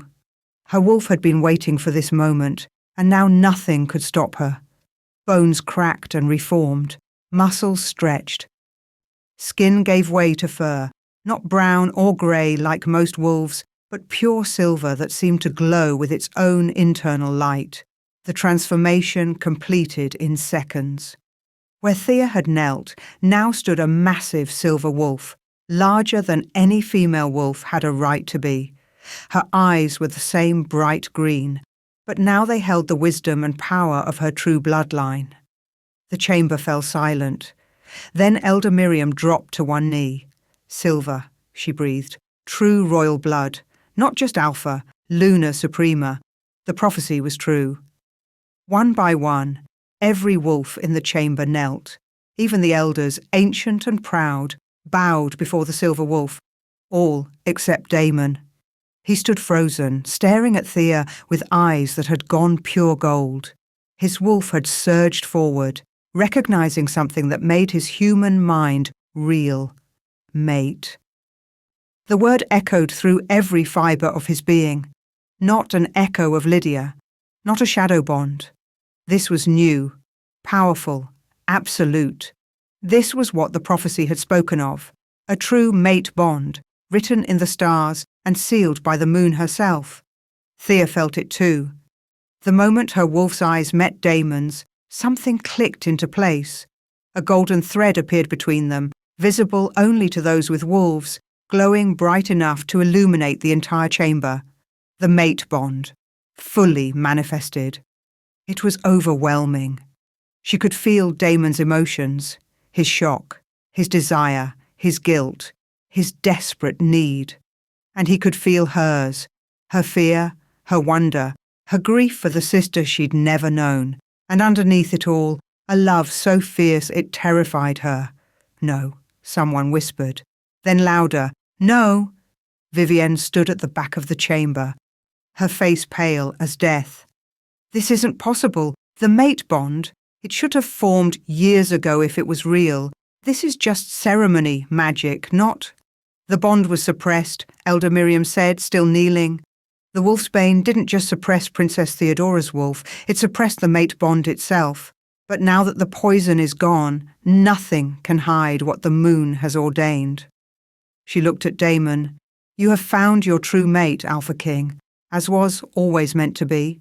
Thea shifted back to human form, the magic clothing her in a simple white dress, identical to the one she'd worn before. She stood on shaking legs, very aware that she was naked underneath the magical garment, very aware of Daemon's eyes on her. "This changes everything," Marcus Ashford's voice rang out. He stood with a group of his supporters, his face carefully neutral. "If what the elder says is true, then my daughter's betrothal is void," Miriam cut him off. "A true mate bond supersedes all other claims. It is law older than pacts, older than kingdoms. The king cannot refuse it without bringing catastrophe on us all." "How convenient," Marcus sneered. "This girl appears from nowhere, claims to be the lost princess, and suddenly she's the true mate. Forgive me if I'm skeptical." "Skeptical?" Daemon's voice was deadly soft. He moved toward Marcus with predatory grace. "Or afraid? Afraid that we've finally found proof of your crimes, Beta Ashford?" The chamber erupted in whispers. Marcus's face went from neutral to furious in an instant. "What are you accusing me of?" "Murder." Daemon pulled out a folder, the diary and documents they'd found in Lydia's chambers. "Queen Lydia documented everything. Your systematic poisoning of her sister, your manipulation of pack politics, your orchestration of the rogue attack that was supposed to kill Theodora. That diary proves nothing. It proves intent. It proves knowledge. And combined with the genetic evidence that someone in your bloodline attacked Theodora 16 years ago?" Daemon smiled, showing teeth. "It's enough to charge you with treason." "You can't be serious." But Marcus had gone pale. "Guards," Daemon commanded, "arrest Beta Marcus Ashford on charges of treason, attempted murder of a royal, and conspiracy to commit regicide." The guards moved forward. Marcus's supporters shifted nervously, but none moved to help him. The mate bond's golden glow was too obvious, too powerful. Fighting it would be fighting the moon herself. As the guards clapped silver cuffs on Marcus's wrists, Vivienne pushed through the crowd. "Wait! Please, Your Majesty, wait!" Daemon turned cold eyes on her. "Are you claiming innocence?" "I am." Vivienne's perfect composure had cracked. Tears streamed down her face. "I knew nothing about what my father did, nothing. I was barely born when Theodora was attacked, and when the Queen died, I was 17, a child myself." "You pursued a betrothal to a grieving widower with a traumatized son," Thea said quietly. Everyone turned to look at her. "That seems calculated." "It was survival," Vivienne shot back. "My father pushed it, arranged it, demanded it. I was raised to be Luna, groomed for it since I could walk. I didn't question why." She looked between Daemon and Thea, something desperate in her eyes. "I'm a pawn, just like you were. A tool my father used to try to control the throne." "That may be true," Daemon said, "but it doesn't change the fact that you're not my mate. Never were." "I know that now." Vivienne's voice broke. "But Daemon, there's something you need to know, something I found out 2 weeks ago." The chamber went silent. Vivienne lifted her chin, meeting Daemon's eyes with a mixture of defiance and fear. "I'm pregnant, with your child." The words hit like a bomb. Thea felt the mate bond flare with Daemon's shock, his confusion, his sudden spike of protective instinct toward a child that wasn't even born yet. "That's not possible," Daemon said. "We were never intimate." 3 months ago, Vivienne cut him off. "After the betrothal announcement, you were drunk, grieving the anniversary of Lydia's death. You came to my rooms, and—" she faltered. You don't remember, do you? Damon's face had gone ashen. I remember getting drunk. I remember nothing after that. Convenient, Thea heard herself say. The word came out harder than she intended, but her wolf was snarling, unhappy with the idea of her mate having created life with another female. It's the truth. Vivian's hand moved to her stomach. I have a doctor's confirmation. I'm 11 weeks along. That makes the conception date. August 15th, Damon finished, his voice hollow. The anniversary of Lydia's death. Elder Miriam stepped forward. This complicates matters. The child, if it exists, is the king's blood, another potential heir. If it exists? Vivian's voice rose. Are you calling me a liar? I'm calling for verification, Miriam said calmly. Pregnancies can be faked, especially by those with access to magic and motive. Fine. Vivian lifted her chin. Test me, right now, in front of everyone. Prove that I'm telling the truth. Another priestess came forward, this one younger, specializing in fertility magic. She placed her hands on Vivian's stomach, closing her eyes. Silver light pulsed from her palms, searching, sensing. After a long moment, she opened her eyes. There is a child. Approximately 11 weeks of development, strong heartbeat, healthy growth. She looked at Damon.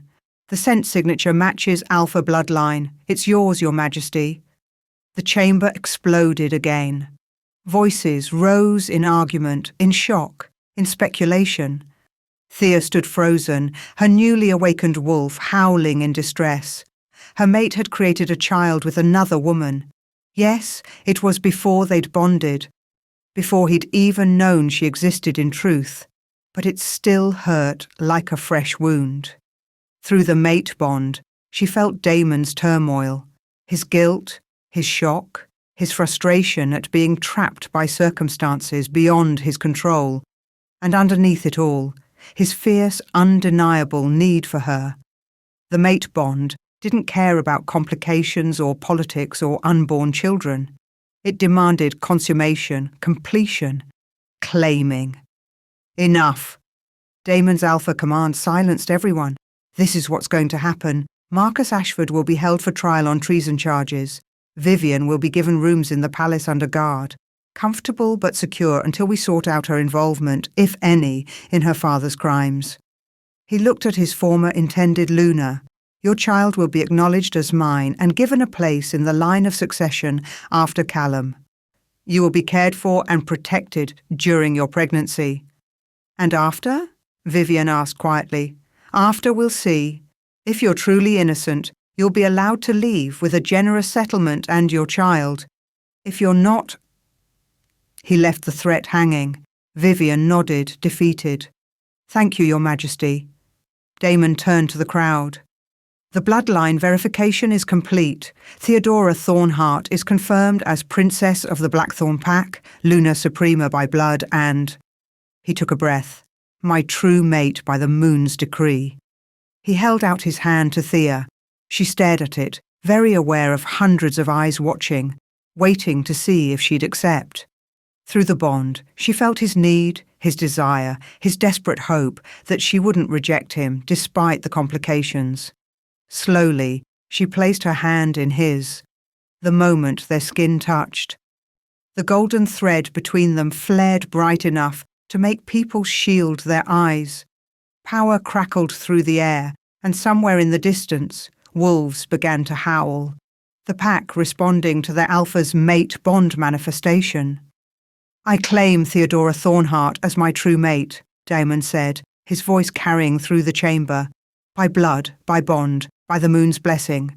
She is my queen, my Luna, my everything. The formal words hung in the air, binding and powerful. Thea's wolf surged forward, demanding she respond, demanding she claim him in return. But before she could speak, a commotion erupted at the back of the chamber. A servant burst in, wild-eyed and panicked. Your Majesty, Prince Callum, he's collapsed. The physicians say he's been poisoned. Everything else became irrelevant. Damon dropped Thea's hand and ran. She followed, her newly awakened wolf giving her speed she'd never had before. Behind them, the chamber erupted in chaos. They found Callum in his bedroom, convulsing on the floor. Dr. Frost was already there, working frantically. The little boy's lips were turning blue, foam flecking at the corners of his mouth. "What is it?" Damon demanded, gathering his son into his arms. "What poison?" Dr. Frost's face was grim. "The same one that killed Queen Lydia. Nightshade mixed with silver and wolfsbane, specifically designed to kill royal wolves." He pulled out a vial and a syringe. "I have the antidote, but Your Majesty, he's so small. I don't know if he can survive the dose needed to counteract this much poison." "Give it to him," Damon ordered. "If I do, there's a 50% chance the antidote itself will kill him. And if you don't, he dies for certain within the hour." Thea pushed forward, her wolf howling. "Let me try something." "Thea." "My blood." She was already rolling up her sleeve. "I'm Luna Suprema. My blood has healing properties. It's part of the Silver Wolf legend. Let me try." Dr. Frost looked skeptical. Lunar healing magic usually takes years to develop. "I don't have years." Thea grabbed a scalpel from his medical kit and sliced open her palm before anyone could stop her. Blood welled up, but instead of red, it was tinged with silver, glowing faintly in the dim light. She pressed her bleeding palm to Callum's mouth. "Drink, sweetheart. Please drink." The little boy's eyes fluttered open, unfocused and pained. But some instinct made him open his mouth, accepting her blood on his tongue. The effect was immediate. Callum's convulsions stopped. The blue tinge faded from his lips, his breathing, which had been shallow and laboured, deepened and steadied. Dr. Frost stared in shock. "It's working. The poison is neutralising. I can smell it. The toxins are breaking down in his system." Thea kept her hand pressed to Callum's mouth until her vision started to grey at the edges from blood loss. Only then did Damon gently pull her away, wrapping her hand quickly to stop the bleeding. Callum's eyes opened fully. "Mama," he whispered, looking at Thea. "You saved me." "Always," Thea promised, tears streaming down her face. "I'll always save you." Dr. Frost examined Callum thoroughly. "He's stable, weak but stable. The poison is completely neutralised, whatever lunar magic is in your blood. Miss Princess Theodora, it's potent." But Damon had gone very still. "Someone in this palace just tried to kill my son. Again." His voice was deadly calm. "Using the same poison that killed Lydia. Which means Marcus isn't acting alone. He has accomplices. Someone with access to the royal wing. Someone who could poison a child's food or drink without being noticed." "The guards," Dr. Frost started. "Are suspect," Damon finished. "Everyone is suspect until we root out every last traitor." He looked at Thea, his eyes burning with fierce protectiveness. "From this moment on, you don't leave my side. You, me, and Callum, we're a unit. Anyone who wants to hurt my family has to go through me." Through the mate bond, Thea felt his fury, his fear, and underneath it all, his absolute determination to protect what was his. And she was his now. Whether they'd completed the mating ceremony or not, the bond had claimed them both. Somewhere in the palace, a traitor was celebrating too soon. Because they'd just made a fatal mistake. They'd attacked the mate of an Alpha King, the mother of a prince, and a Luna Suprema with ancient magic in her blood. And Theodora Thornheart, lost princess and true mate, was done being the victim. The hunt had begun. And this time, she was the one doing the hunting. Chapter 6. Callum's recovery lasted exactly 3 hours before he crashed again. Thea was sitting beside his bed holding his small hand when his breathing changed. One moment it was steady, the next it was shallow and rapid. His eyes, which had been closed peacefully, flew open, pupils blown wide with pain. "Dr. Frost!" Thea's scream brought the physician running. One look at Callum's deteriorating state had Dr. Frost's face going pale. The poison is resurging. The silver component is multiplying in his bloodstream. It's designed to regenerate. Your blood neutralized the first wave, but there's too much for his small body to fight off. Then give him more of my blood, Thea said immediately. It's not that simple. You gave him enough to weaken yourself. Another dose that large could kill you both. You from blood loss, him from magical overload. Dr. Frost pulled out equipment with shaking hands. We need a full transfusion. Your blood continuously filtering through his system until the poison is completely eliminated. Damon had appeared in the doorway, still covered in dust from interrogating servants about the poisoning. How dangerous? Extremely. Lunar blood transfusions are ancient magic. Rarely performed because the survival rate is less than 60% for both participants. Dr. Frost met Thea's eyes. Your body will be trying to replace the blood you're losing while simultaneously maintaining the magical properties that neutralize poison. It's like running a marathon while healing a mortal wound. Most lunar wolves don't survive it. Do it, Thea said without hesitation. Thea, Damon started. He's dying, Damon. Right now, in front of us, he's dying. She gripped Callum's hand tighter. I didn't survive 16 years of hell just to watch my nephew die from the same poison that killed my sister. Damon's jaw clenched. Through the mate bond, she felt his terror, for his son, for her, for the impossible choice she was forcing on him. But she also felt his respect, his awe at her courage. How long will the transfusion take? Damon asked. Hours. Maybe 6, maybe 12. We won't know until the poison is completely eliminated. Dr. Frost was already setting up IV lines. Your Majesty, you should know. If Princess Theodora doesn't survive this, Prince Callum likely won't either. The transfusion will create a temporary blood bond between them. If one dies, the shock could kill the other. Then we make sure neither of them dies, Damon said flatly. What do you need? The next hour was a blur of preparation. Dr. Frost brought in 3 more physicians, all specialists in magical medicine. They set up monitoring equipment, prepared emergency supplies, and argued in hushed voices about optimal blood flow rates. Thea was positioned in a bed next to Callum's, their arms extended toward each other. Dr. Frost inserted large needles into both of them, connecting them through a series of tubes and magical filters.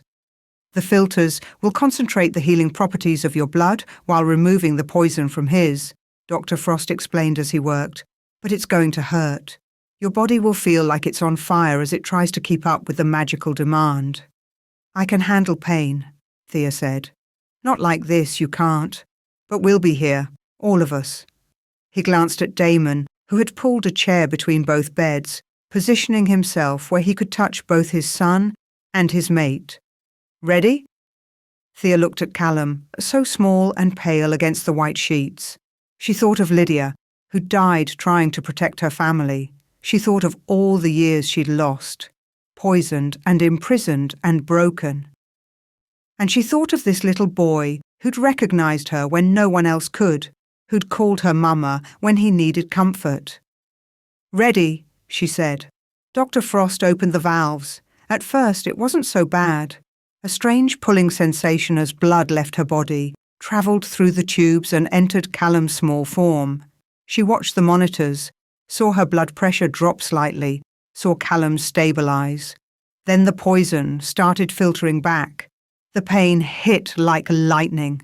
Every nerve in Thea's body screamed as trace amounts of nightshade, silver and wolfsbane entered her system. Her healing magic immediately attacked it, neutralising it. But the process was agony.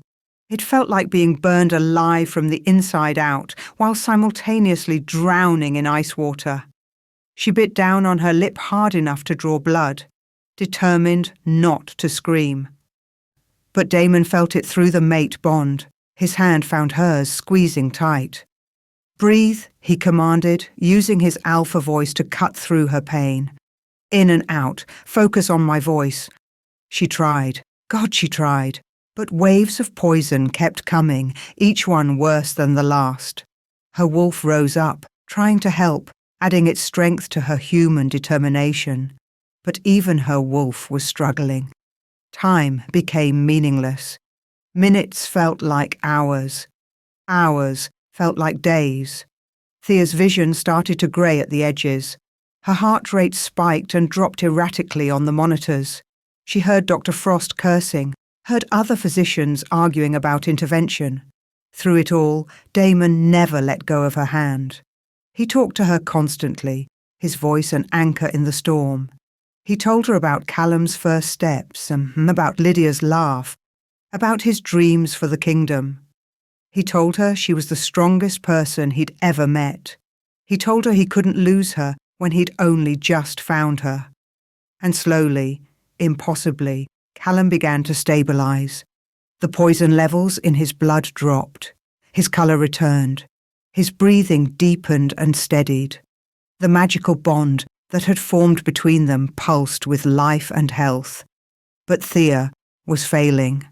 Her blood pressure is dropping too fast, one of the physicians said urgently.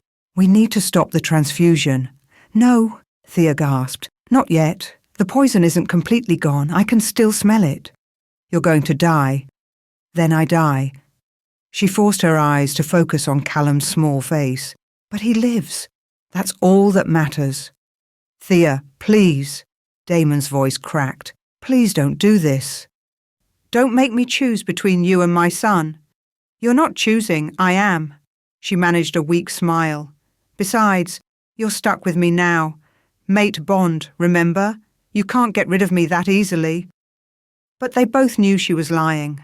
The mate bond would shatter if she died, leaving Damon with a wound that would never heal, and Callum would be traumatised, possibly permanently damaged by feeling her death through their temporary blood bond. Dr. Frost made a decision. We're giving her a stimulant, something to boost her healing magic artificially. It's dangerous, but... Do it, Damon ordered. The injection burned like liquid fire. But suddenly Thea could breathe again. Her wolf surged forward with renewed strength, attacking the poison with vicious efficiency. The magical filters glowed brighter as her enhanced blood worked overtime. Another hour passed, then 2. Somewhere around hour 8, Dr. Frost finally spoke the words they'd all been praying for. The poison levels are negligible. We can stop the transfusion. The relief was so overwhelming, Thea nearly blacked out. The valves closed. The needles were removed. Bandages were applied to both her and Callum's arms. And finally, the horrible pulling sensation stopped. Callum opened his eyes. Mama, Thea? Did it work? Thea laughed, the sound somewhere between a sob and a giggle. It worked, sweetheart. You're going to be fine. You look really tired. I am really tired. Her eyes were already closing. But I'm so happy you're okay. She felt Damon's lips press against her forehead, felt his relief and love pouring through the mate bond. And then she knew nothing at all. When Thea woke, it was to find herself in Damon's private chambers, tucked into his massive bed. Sunlight streamed through the windows, not the grey dawn light she'd last seen, but full afternoon brightness. You've been asleep for 18 hours, Damon's voice came from beside the bed. He sat in a chair pulled close, looking exhausted and rumpled and more beautiful than any man had a right to be. Callum? Her voice came out as a croak. Perfectly healthy, running around the palace annoying his tutors as we speak. Damon's smile was tired but genuine. The physicians say there's no trace of poison left in his system. You saved him, Thea. You saved my son. Our son, she corrected softly. If I'm his aunt and your mate, that makes him ours. Something fierce and possessive flashed in Damon's eyes. Ours, he agreed. Then his expression darkened. The entire kingdom is talking about what you did, how you nearly died to save Callum. The nobles who questioned your right to be Luna are now calling you a hero. Public opinion has shifted completely in your favour. That's good, right? It's very good. It also makes what I have to tell you much harder. He pulled out a folder. We found where the poison came from. Vivian's private quarters. Thea's heart sank. No, she wouldn't. She's pregnant with your child. I know, believe me, I know. Damon ran a hand through his hair in frustration. But the evidence is undeniable. The poison was hidden in a locked box in her bathroom. The same rare combination of nightshade, silver and wolfsbane that killed Lydia, and it had her fingerprints on it. But you said she had an alibi? She did. She was in a meeting with PAC representatives all morning, multiple witnesses. Damon's jaw clenched. But the food Callum ate was prepared in her private kitchen and delivered by her personal maid, a maid who suddenly disappeared right after Callum collapsed. Thea sat up slowly, her body protesting. You think the maid poisoned him on Vivienne's orders? I think we need to find out the truth, and I have someone who can help us do that. He moved to the door. Are you strong enough to witness this? Witness what? A truth-seeing. I've brought in Cassandra Blackwood, one of the few witches in the kingdom with the ability to see past deceptions. His expression was grim. She's going to question Vivienne, and this time, we'll know if she's truly innocent or if she's been playing us all along. The interrogation took place in a secured room deep in the palace.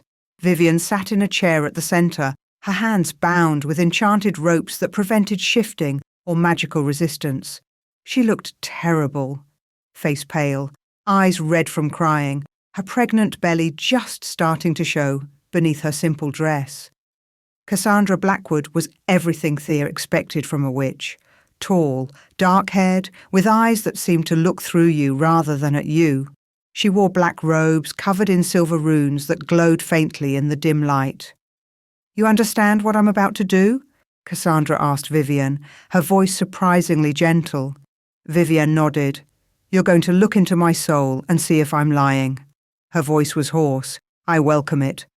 I want everyone to know I'm innocent. We'll see. Cassandra placed her hands on either side of Vivienne's head. This may feel invasive, intimate, but I promise to only look at memories relevant to the charges against you. Vivienne's chin lifted. Look at everything. I have nothing to hide. Cassandra closed her eyes. For a long moment, nothing happened. Then silver light began to pour from her hands, surrounding Vivienne's head like a halo. The air in the room grew thick and heavy, and then images began to appear in the light, memories pulled from Vivienne's mind and made visible to all of them. A young Vivienne, barely 17, sitting in her father's study. Marcus Ashford paced in front of her, his face twisted with ambition. The Thornheart brat has to go, Marcus said. She's the real threat. If Diamond ever meets her, if the mate bond forms, we lose everything. But father, she's just a girl. She's a weapon aimed at our family's throat. The prophecy says she'll be true mate queen. Do you understand what that means? It means you get nothing. I get nothing.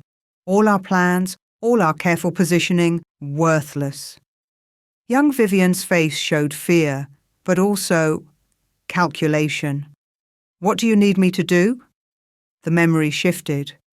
Vivienne, now 18, standing outside a silver-barred cell. Inside, a young woman with dark hair lay curled on the floor, shaking from wolfsbane poisoning. Theodora. Please, Thea whispered from the cell, please let me go. I won't tell anyone. I just want to go home. Vivienne knelt down, her face close to the bars. You don't have a home anymore. My father saw to that. She pulled out a syringe filled with silvery liquid. Open your mouth. No, please. Open your mouth, or I'll have the guards hold you down and force it. Thea's younger self, broken and terrified, opened her mouth. Vivienne administered the wolfsbane personally, watching with clinical detachment as Thea convulsed. Nothing personal, Vivienne said, standing, but you're in my way. The memory shifted again. Vivienne, 3 months ago, in Damon's bed. But he was unconscious, deeply asleep. Vivienne was awake, moving deliberately, positioning herself. A discarded wineglass on the nightstand showed traces of silver at the bottom, a sleeping draught. Forgive me, Vivienne whispered, though it was unclear if she was talking to Damon or herself. But I need insurance. The final memory was from just 2 days ago. Vivian meeting with her maid in a secret corridor. She handed over a small vial of dark liquid. Put it in the prince's food. Make sure he eats all of it. Miss, are you certain? He's just a child. He's an obstacle. The king will never fully commit to me while his son is bonding with that silver bitch. Vivian's face was cold, calculating. Once Callum is gone and Theodora is blamed, Damon will have no choice but to complete our mating for the sake of my child. Our child will be the only heir. The images faded. Cassandra removed her hands from Vivian's head and stepped back, her expression disgusted. The memories are true, she announced. Vivian Ashford knew about her father's plans from the beginning. She participated in Theodora's captivity and torture. She deliberately became pregnant through deception. And she personally ordered the poisoning of Prince Callum with full knowledge it could kill him? The room erupted. Guards reached for their weapons. Damon stood so fast, his chair fell over. And Thea? Thea just stared at the woman who'd helped steal her life. You knew, Thea said softly. All along, you knew.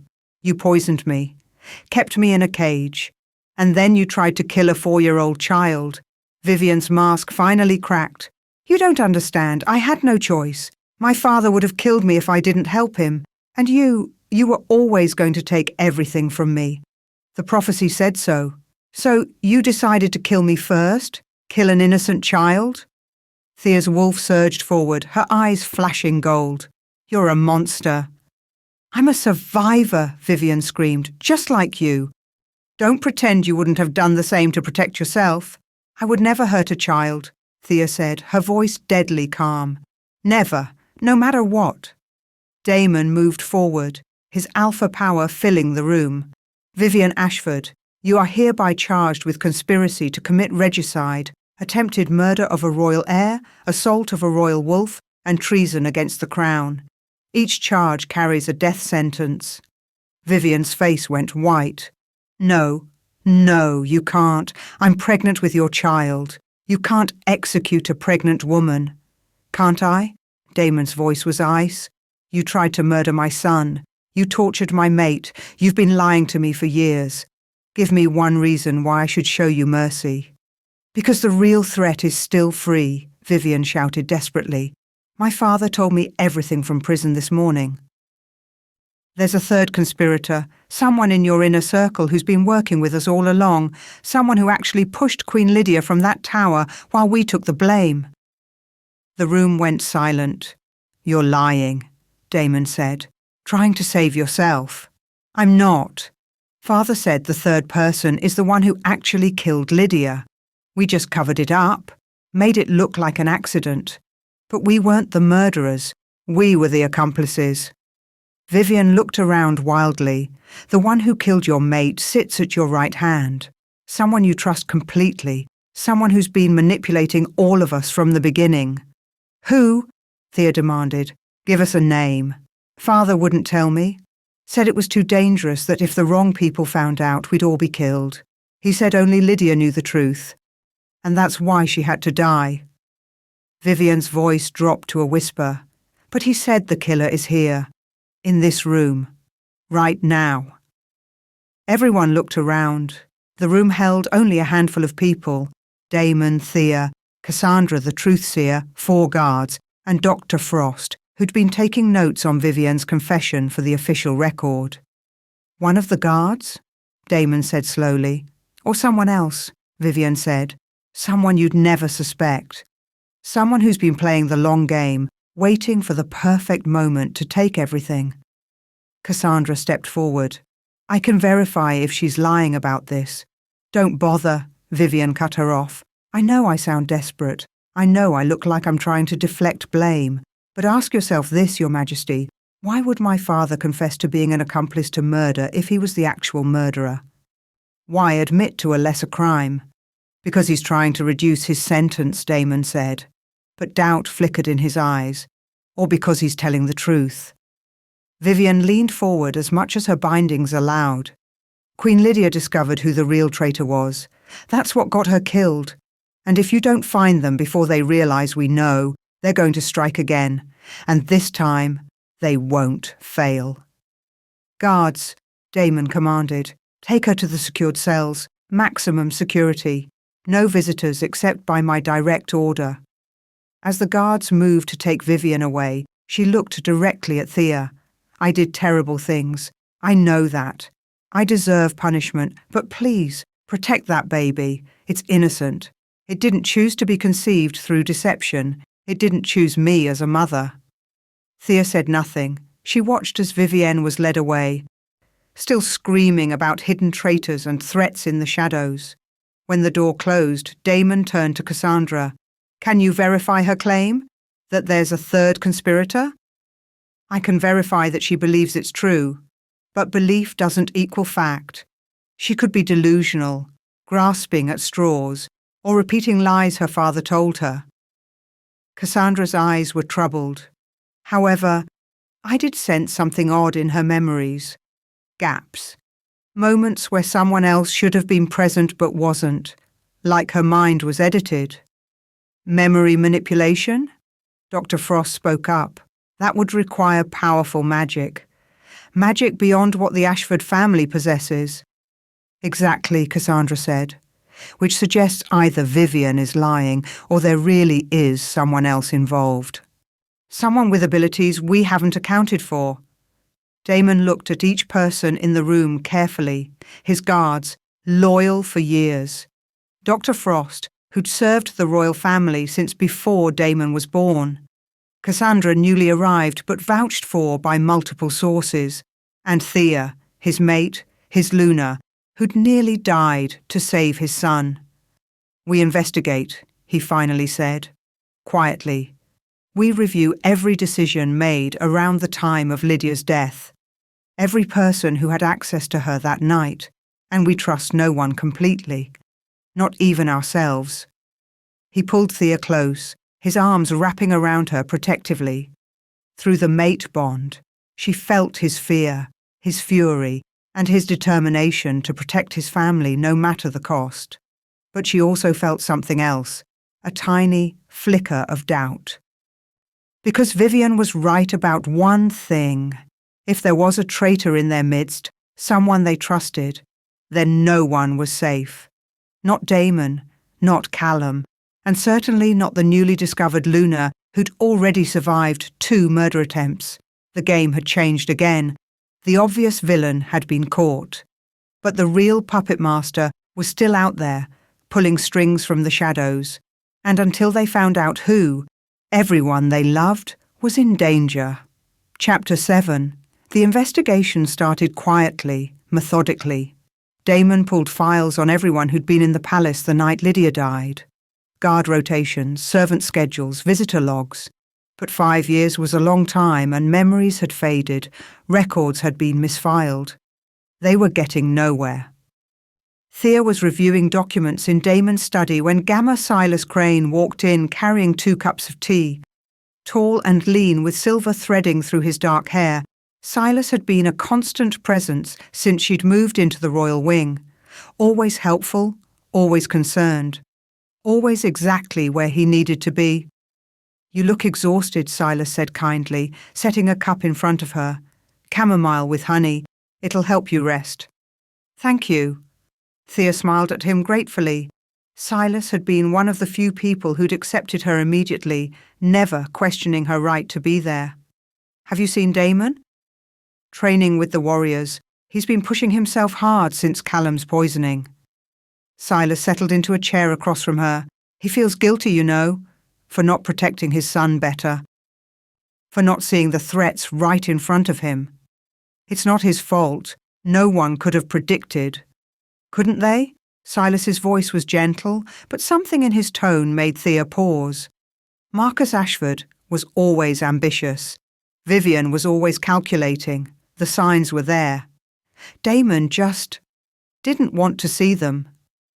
Thea picked up her tea, then hesitated. Something felt wrong. She couldn't put her finger on it, but her newly awakened wolf was suddenly alert, hackles raised. Is something wrong with the tea? Silas asked. No, I'm not very thirsty. She set the cup down carefully. Silas, can I ask you something? You've known Damon his whole life, right? Since we were 5, we grew up together. I was supposed to be his beta when he took the throne. A flash of old bitterness crossed Silas's face. But politics dictated otherwise. Marcus's family had more power, more connections. So I was given the lesser position of Gamma while Marcus became Beta. That must have been hard. It was what it was. Silas shrugged. I made peace with it. Damon is my brother in all but blood. I'd do anything for him. The words were right, but something in his delivery was off. Thea's wolf growled softly, a warning. Before she could respond, Damon walked in, sweaty from training. He stopped short, seeing them together. Silas, I didn't know you were here. Just bringing refreshments. Silas stood smoothly. I'll leave you two alone. I'm sure you have much to discuss. After he left, Damon moved to the tea tray. He lifted Thea's untouched cup, sniffed it, and his eyes went hard as stone. Don't, he said quietly. Don't drink this. What? Why?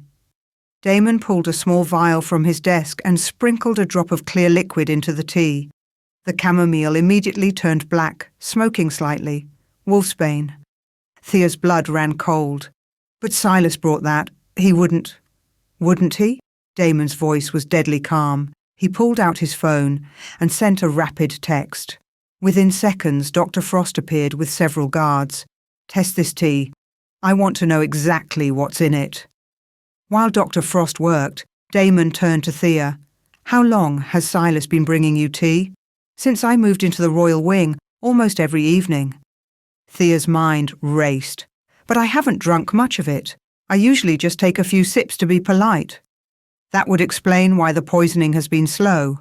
Gradual exposure rather than a lethal dose. Damon's hands clenched into fists. He's been poisoning you. My oldest friend has been slowly killing my mate. Dr. Frost looked up from his analysis, his face grave. It's not just wolfsbane, Your Majesty. There's silver dust, nightshade, and something else. Something I can't identify, a compound that suppresses wolf abilities and creates mental fog. I need to test your blood, Dr. Frost said to Damon. Now. Why mine? Because if Silas has been bringing Thea tea every evening, what has he been bringing you? Dr. Frost pulled out his testing kit. You've been complaining of fatigue, haven't you? Difficulty concentrating? Slower healing? Damon's face went pale. For months, I thought it was stress from Lydia's death, from raising Callum alone, but it got worse about 6 months ago. Right when Thea arrived at the palace, Thea whispered. Right when I became a threat to whatever plans he had. The blood test confirmed it. Damon had been poisoned with the same compound, but for much longer. Years, possibly. It's meant to weaken an alpha without being obvious, Dr. Frost explained. Make them tired, slow, vulnerable. Given enough time, it would have left you unable to defend yourself or your pack. Silas has been my right hand for 15 years, Damon said, his voice hollow. He's been in my home, around my son, trusted with state secrets, and all this time he's been poisoning me. We need to bring him in for questioning, Thea said. But when the guards went to find Silas, he was gone. His quarters were empty, cleaned out, and according to the gate guards, he'd left the palace 20 minutes ago, right after delivering the tea. He knew they'd discovered him. And he'd run. The emergency meeting was called within the hour. Damon, Thea, Dr. Frost, the captain of the guard, and Cassandra, the truth-seer, gathered in the secure conference room. We need to review everything, Damon said, his alpha command barely controlled. Every decision Silas influenced, every person he recommended, every time he was alone with Lydia before she died. They worked through the night, pulling records, questioning staff, reconstructing timelines, and slowly, horribly, a picture emerged. Silas had been there the night Lydia died. In fact, he'd been one of the last people to see her alive.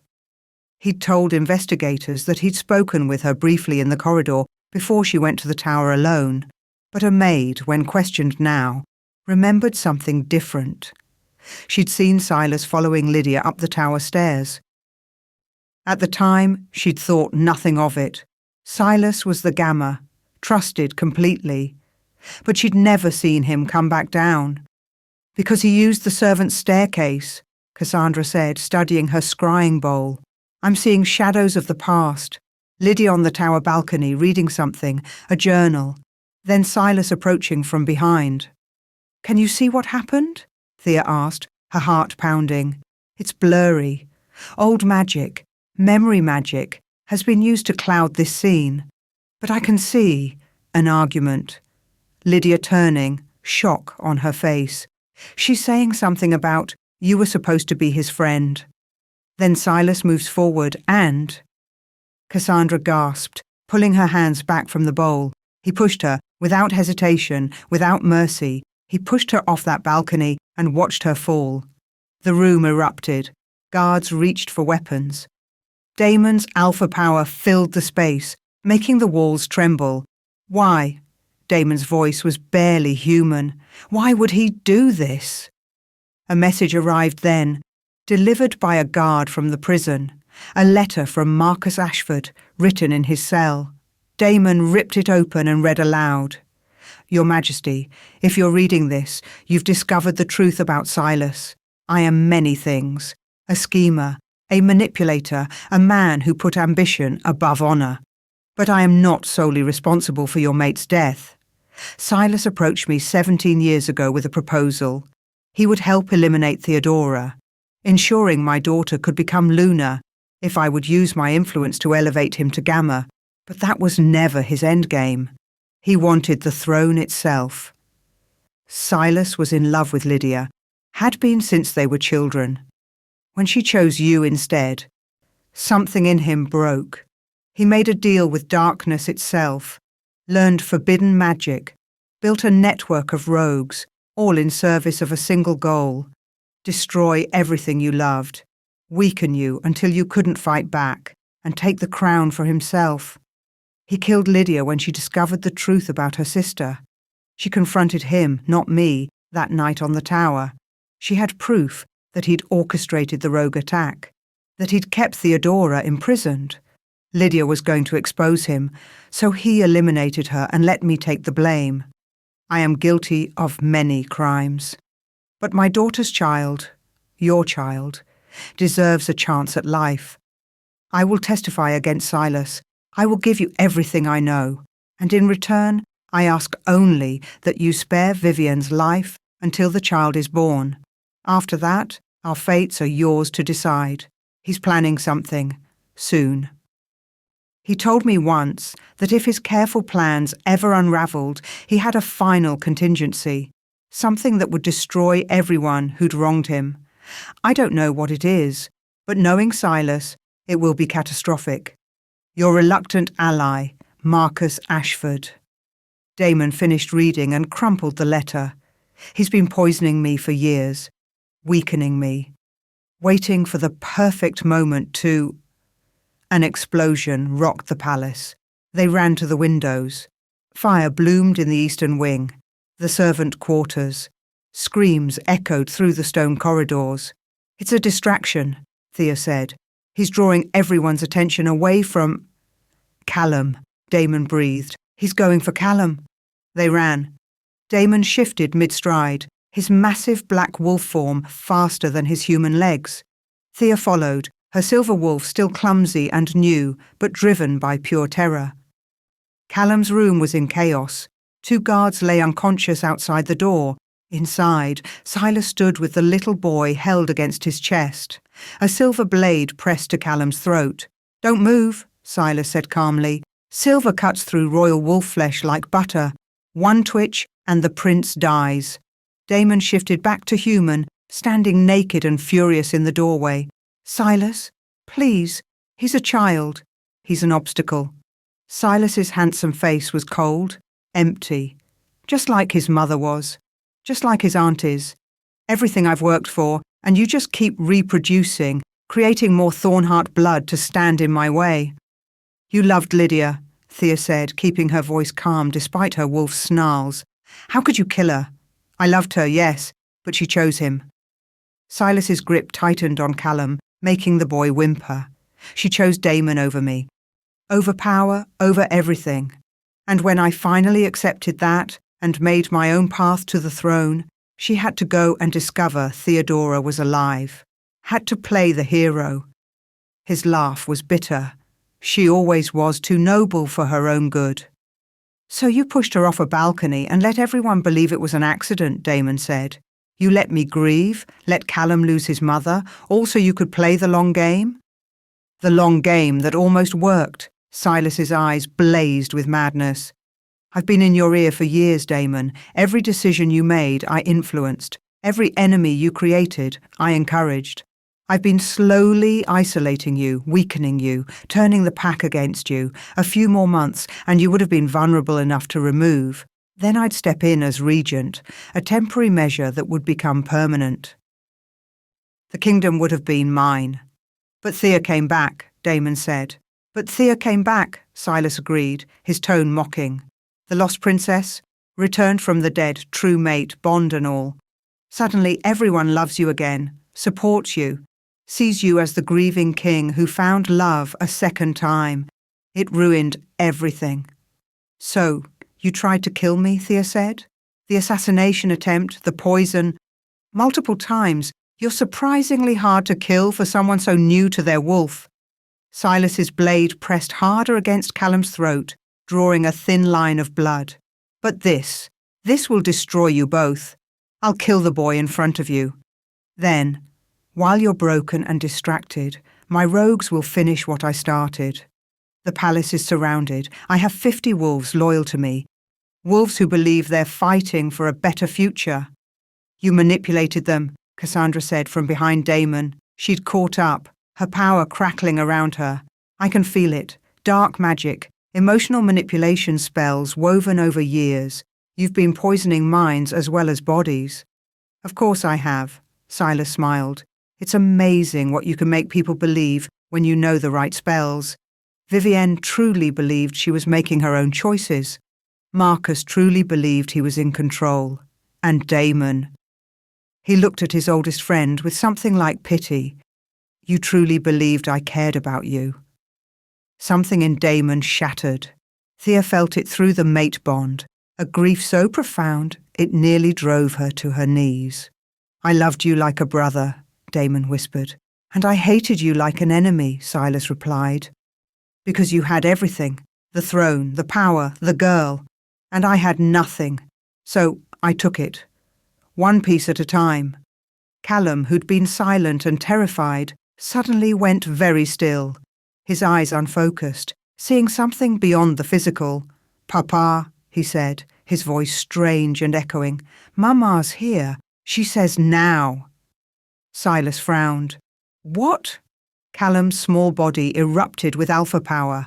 Not the normal awakening that happened at puberty, but something else. Something pulled from both his father's bloodline and his aunt's lunar magic. The silver blade burned his throat, but he didn't care. His power exploded outward in a pulse that sent Silas stumbling back. In that moment of separation, Damon struck. His black wolf form slammed into Silas, driving him away from Callum. They crashed through the window in a shower of glass, falling 2 stories to the courtyard below. Thea grabbed Callum, checking his throat. The silver burn was bad, but not fatal. Are you okay? I called everyone, Callum said, still in that strange voice. With my mind. Mama showed me how. They're coming. And they were. Through the mate bond, Thea felt it. Warriors responding to their future alpha's call. Loyal wolves who'd been throughout the palace, suddenly knowing exactly where they were needed. She shifted, her silver wolf form larger and more confident than before. With Callum safe with Cassandra and Dr. Frost, she leaped through the broken window to help her mate. The courtyard was chaos. Silas's rogues had emerged from hiding, engaging with palace guards. But Damon's focus was solely on Silas, the 2 of them circling each other in the centre of the fighting. Silas had shifted too, a grey wolf with silver scars across his flank, old battle wounds from decades of service. He was older than Damon, more experienced, and he'd been planning this fight for years. But Damon was fueled by rage and betrayal, and he wasn't alone. Thea hit Silas from the side, her silver wolf form glowing in the moonlight. Her inexperience showed. Her attacks were clumsy, uncoordinated. But she was strong, empowered by lunar magic that Silas hadn't expected. The three wolves fought in a tangle of fur and fangs. Silas was vicious, going for killing blows every time. But Damon protected Thea, and Thea protected Damon, their mate bond, allowing them to move as one despite having never trained together. From the prison wing, a howl rose up. Vivian's voice, still strong despite her captivity. She was calling out information. Details about Silas's rogue network that only she knew. Locations, names, weaknesses. "He's favouring his right side," she screamed. "Old injury that never healed properly. Hit him there." Damon followed the advice, slamming into Silas's right flank. The grey wolf stumbled, and Thea seized the opportunity, her jaws closing around his throat. But Silas wasn't finished. Dark magic pulsed from his form, shadows that tried to invade Thea's mind. She felt them pushing, trying to make her doubt, make her afraid, make her believe Damon didn't truly want her. The mate bond flared gold, burning away the shadows. Damon's love poured through it, absolute and unshakable. The dark magic couldn't penetrate that. Silas realized he'd lost. His rogues were being subdued, his spells were failing, his careful plans had crumbled. He shifted back to human form, Thea's jaws still at his throat. Blood poured from multiple wounds. He was dying, and he knew it. "Finish it," he rasped to Damon. "Why?" Damon demanded, also shifting back. "After everything, why? What could possibly be worth all this?" Silas laughed, blood bubbling at his lips. "I loved her. I loved Lydia with everything I was, and she chose you without even considering me. Do you know what that does to a man? To be invisible to the woman you die for? So you killed her. I freed her." Silas's eyes were glazing over. Freed her from a life she never truly wanted. Freed her from you. "You're insane," Thea said. "Probably." Silas coughed. "More blood. But here's something to keep you awake at night.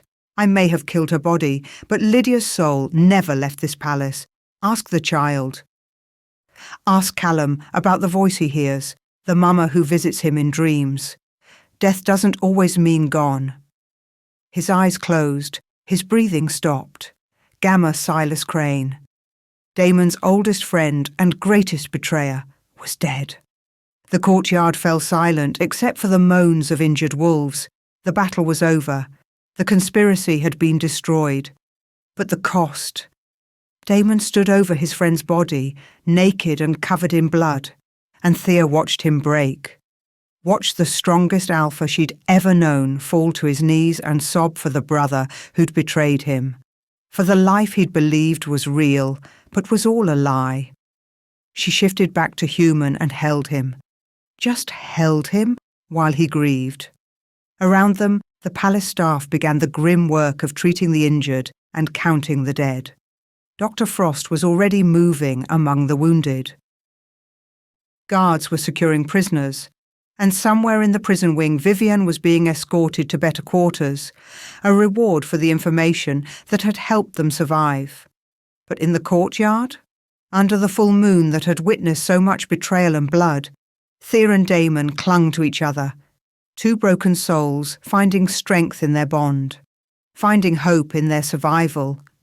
And in his room high above, Prince Callum sat with Cassandra, the silver burn on his throat already healing with lunar magic. "Mama says she's proud of Papa," he told the witch. "She says he finally knows the truth. Now he can heal." "Can you really hear her?" Cassandra asked gently. Callum nodded seriously. "She never left. She's been here the whole time trying to help. She says..." He paused, listening to something only he could hear. "She says the hard part is over. Now comes the good part, the part where we all get to be happy." Cassandra hoped the child was right, because this kingdom had seen enough darkness to last a lifetime. It was time for the light to return. Chapter 8. The palace had been transformed into a makeshift hospital, Every corridor held injured wolves being treated by overwhelmed physicians. The grand ballroom had become a triage centre. Dr. Frost moved through it all like a man possessed, stitching wounds, setting bones, administering antidotes to those who'd been exposed to Silas's dark magic. Thea helped where she could, her lunar blood offering healing to those who needed it most. She moved from bed to bed, pressing her hands to wounds, watching silver light flow from her palms into injured wolves. It exhausted her, drained her, but she couldn't stop. These wolves had fought for her, for Damon, for their kingdom. The least she could do was help them heal. 3 days after the battle, the death toll was finalized.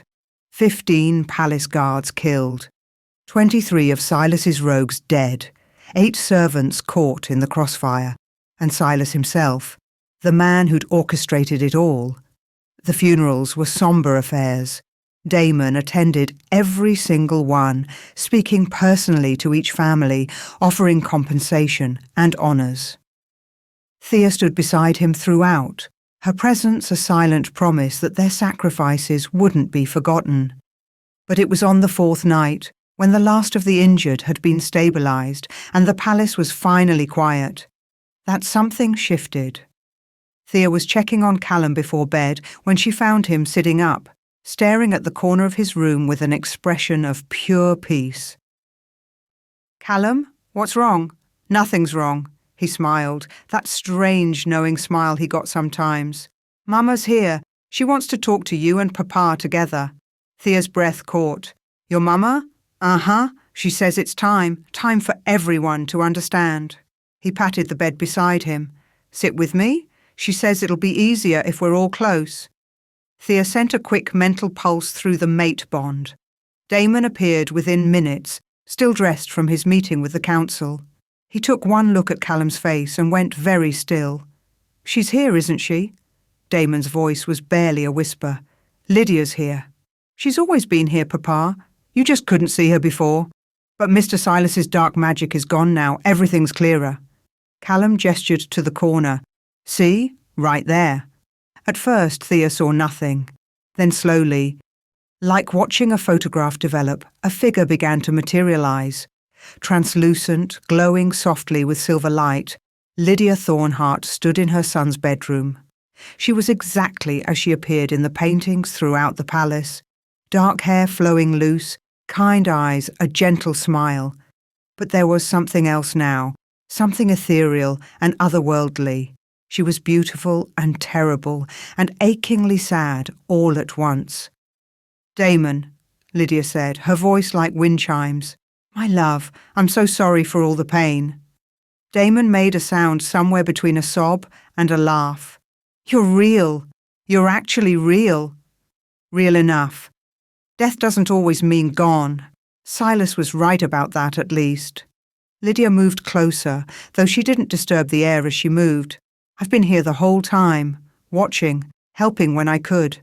I led Callum to Thea. I left clues in my diary. I've been fighting the dark magic that clouded everyone's judgment." "Why didn't you show yourself sooner?" Thea asked, her voice thick with emotion.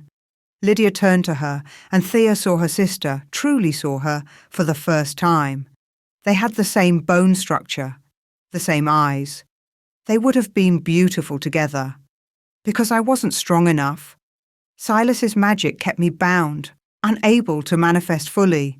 Every time I tried to reach out, he would sense it and reinforce his spells." Lydia's form flickered slightly, but when he died, his magic died with him. "Now I can appear. For a little while at least." "Mama says she can't stay long," Callum translated, even though they could all hear her now. "The veil between worlds doesn't like visitors." Lydia knelt beside her son, her translucent hand hovering over his silver-burned throat. "My brave boy, I'm so proud of you. Using your alpha voice to call for help. You saved everyone." "You showed me how," Callum said simply. "I guided. You did the work." Lydia stood and turned to face both Damon and Thea. "There's so much I need to tell you. So little time to say it." "Start with the prophecy," Damon said. Everyone's been talking about it, but no one seems to know the full version. Lydia nodded. The prophecy came before Thea and I were even born. The Pax Seer had a vision of twin souls born to the Thornheart line, not twins in birth, but twins in purpose. She said, 2 sisters will shape a kingdom, one through sacrifice, showing the corruption that festers in noble hearts, one through love, bringing justice and healing to all that was broken. You were the sacrifice, Thea whispered. Your death exposed Silas and Marcus and all the rot in the kingdom. Yes, but I didn't know that when I was alive. I thought I was supposed to protect you, keep you safe. I didn't realize that my death would be the thing that eventually brought you home. Lydia's eyes glistened with unshed tears. I spent so long trying to find you, trying to save you. But the prophecy wasn't about saving. It was about revealing. And I was supposed to bring love? Thea shook her head. I don't understand. I've brought nothing but chaos and fighting. You brought truth, Lydia interrupted gently. You brought the mate bond that should have existed from the beginning. You brought healing to a grieving king and a traumatized child. You brought justice to those who'd been poisoned and manipulated. She looked at Damon. She brought you back to life, my love. After I died, part of you died too, but she resurrected it. Damon's eyes were wet. I loved you, Lydia. I still love you. I know, and I love you too. That will never change. Lydia moved to stand between him and Thea, but what we had was beautiful and real and complete. It ended when it was supposed to end. What you have with Thea is different. It's the true mate bond, the one written in the stars. It doesn't diminish what we had. It's just different. How can I love you both? Damon asked, the question raw and honest. Because love doesn't have limits. You loved me for who we were together. You love Thea for who you're becoming together. Lydia reached out, her ghostly hand hovering near his face. I'm not asking you to forget me. I'm asking you to live for her. She turned to Thea. Little sister, I missed so much of your life. Missed watching you grow up, knowing your thoughts, sharing secrets the way sisters should. Her voice broke. I'm so sorry I couldn't save you from Father's ambition and Silas's madness. You saved me in the end, Thea said through tears. Your diary, your clues, your son recognizing me, that was all you. You saved me even after death. Then let me give you one more gift. Lydia placed her translucent hand over Thea's heart. My blessing, my permission, my joy in knowing that you'll love my family the way I would have, that you'll raise my son with honor and courage, that you'll stand beside Damon not as my replacement, but as his true mate. Warmth flooded through Thea's chest, spreading outward. It felt like being wrapped in a hug, like hearing a lullaby, like coming home. Thank you, Thea whispered. Lydia stepped back, her form already beginning to fade. I don't have much time left. The veil is calling me back. But know this, I've been at peace since the moment I died. I regret nothing except not being there to watch my son grow up. But now, she smiled at Thea, now he has another mama, and she's always been yours, Callum. From the moment you recognized her scent, she became yours. I know, Mama. Callum's voice was steady, brave. You told me. She smells like home because she was always supposed to be home. Exactly. Lydia was almost transparent now, barely visible. Be happy, all of you. Be the family I couldn't give you, and Damon. Her voice was barely a whisper. Thank you for loving me. It was the greatest gift of my life. Lydia, wait. Damon reached out, but there was nothing left to touch.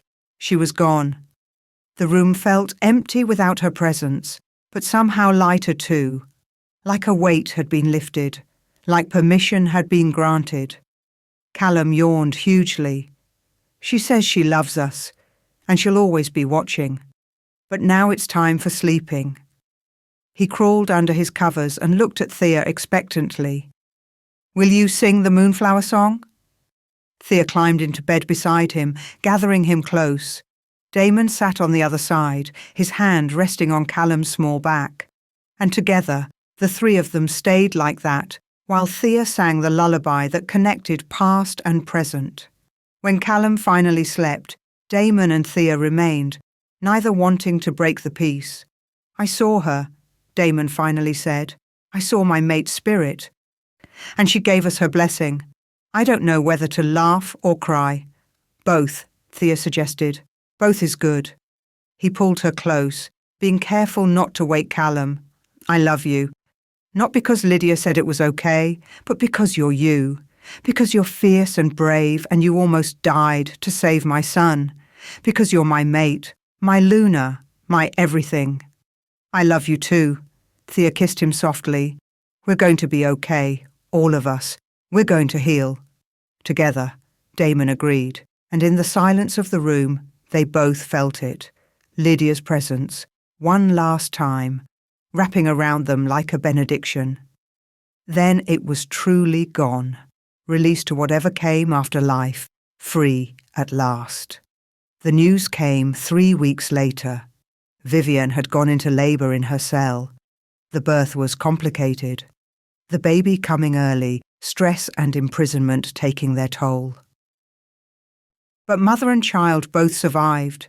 A daughter, small and perfect, with dark hair and her father's golden eyes.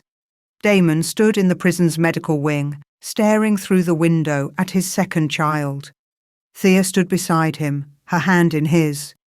"She's beautiful," Thea said quietly. "She's innocent," Damon replied. "Her mother's crimes aren't hers to carry." Vivian looked terrible. Pale, exhausted, her body wrecked from pregnancy and imprisonment. But when she held her daughter, something in her face softened. "Your Majesty," Vivian said when Damon entered. "I know I have no right to ask for anything, but please." "I'm not executing you," Damon said. "Not while you're recovering from childbirth. But that doesn't mean you're free." "I know." Vivian looked down at her daughter. "I just want her to have a chance, a real chance. Not poisoned by my legacy. I've made a decision." Damon's voice was firm, but not unkind. "You'll be exiled. Once you're healed enough to travel, you'll be escorted to the neutral territories with enough money to start a life. You'll never be allowed to return to this kingdom. And my daughter? She stays here. She'll be raised by a family I trust, wolves who will teach her honour and integrity. She'll know who her parents are. She'll know what you did. But she'll also be given every opportunity to choose her own path." Damon moved closer. "She's my blood. She'll be treated as a princess, given education and training befitting her station. But she'll earn her place in this kingdom through her own merit, not through birthright." Vivian's eyes filled with tears. "That's more than I deserve. It's what your daughter deserves." Damon's voice softened slightly. "Children don't pay for their parents' sins. Not in my kingdom." What will you name her?"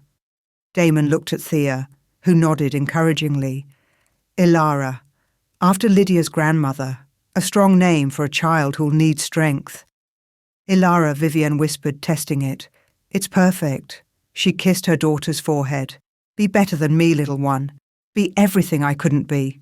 The baby was placed with a family of loyal wolves, a warrior and his mate who'd always wanted children, but couldn't conceive. They would raise Ilara with love and honesty, preparing her for a future that was hers to choose. And Vivian, once healed, was exiled. The last Thea saw of her was a figure in a carriage heading toward the borders, leaving behind a kingdom she'd almost destroyed. The coronation was scheduled for the next full moon, the palace transformed from a place of healing to a place of celebration. Decorations went up.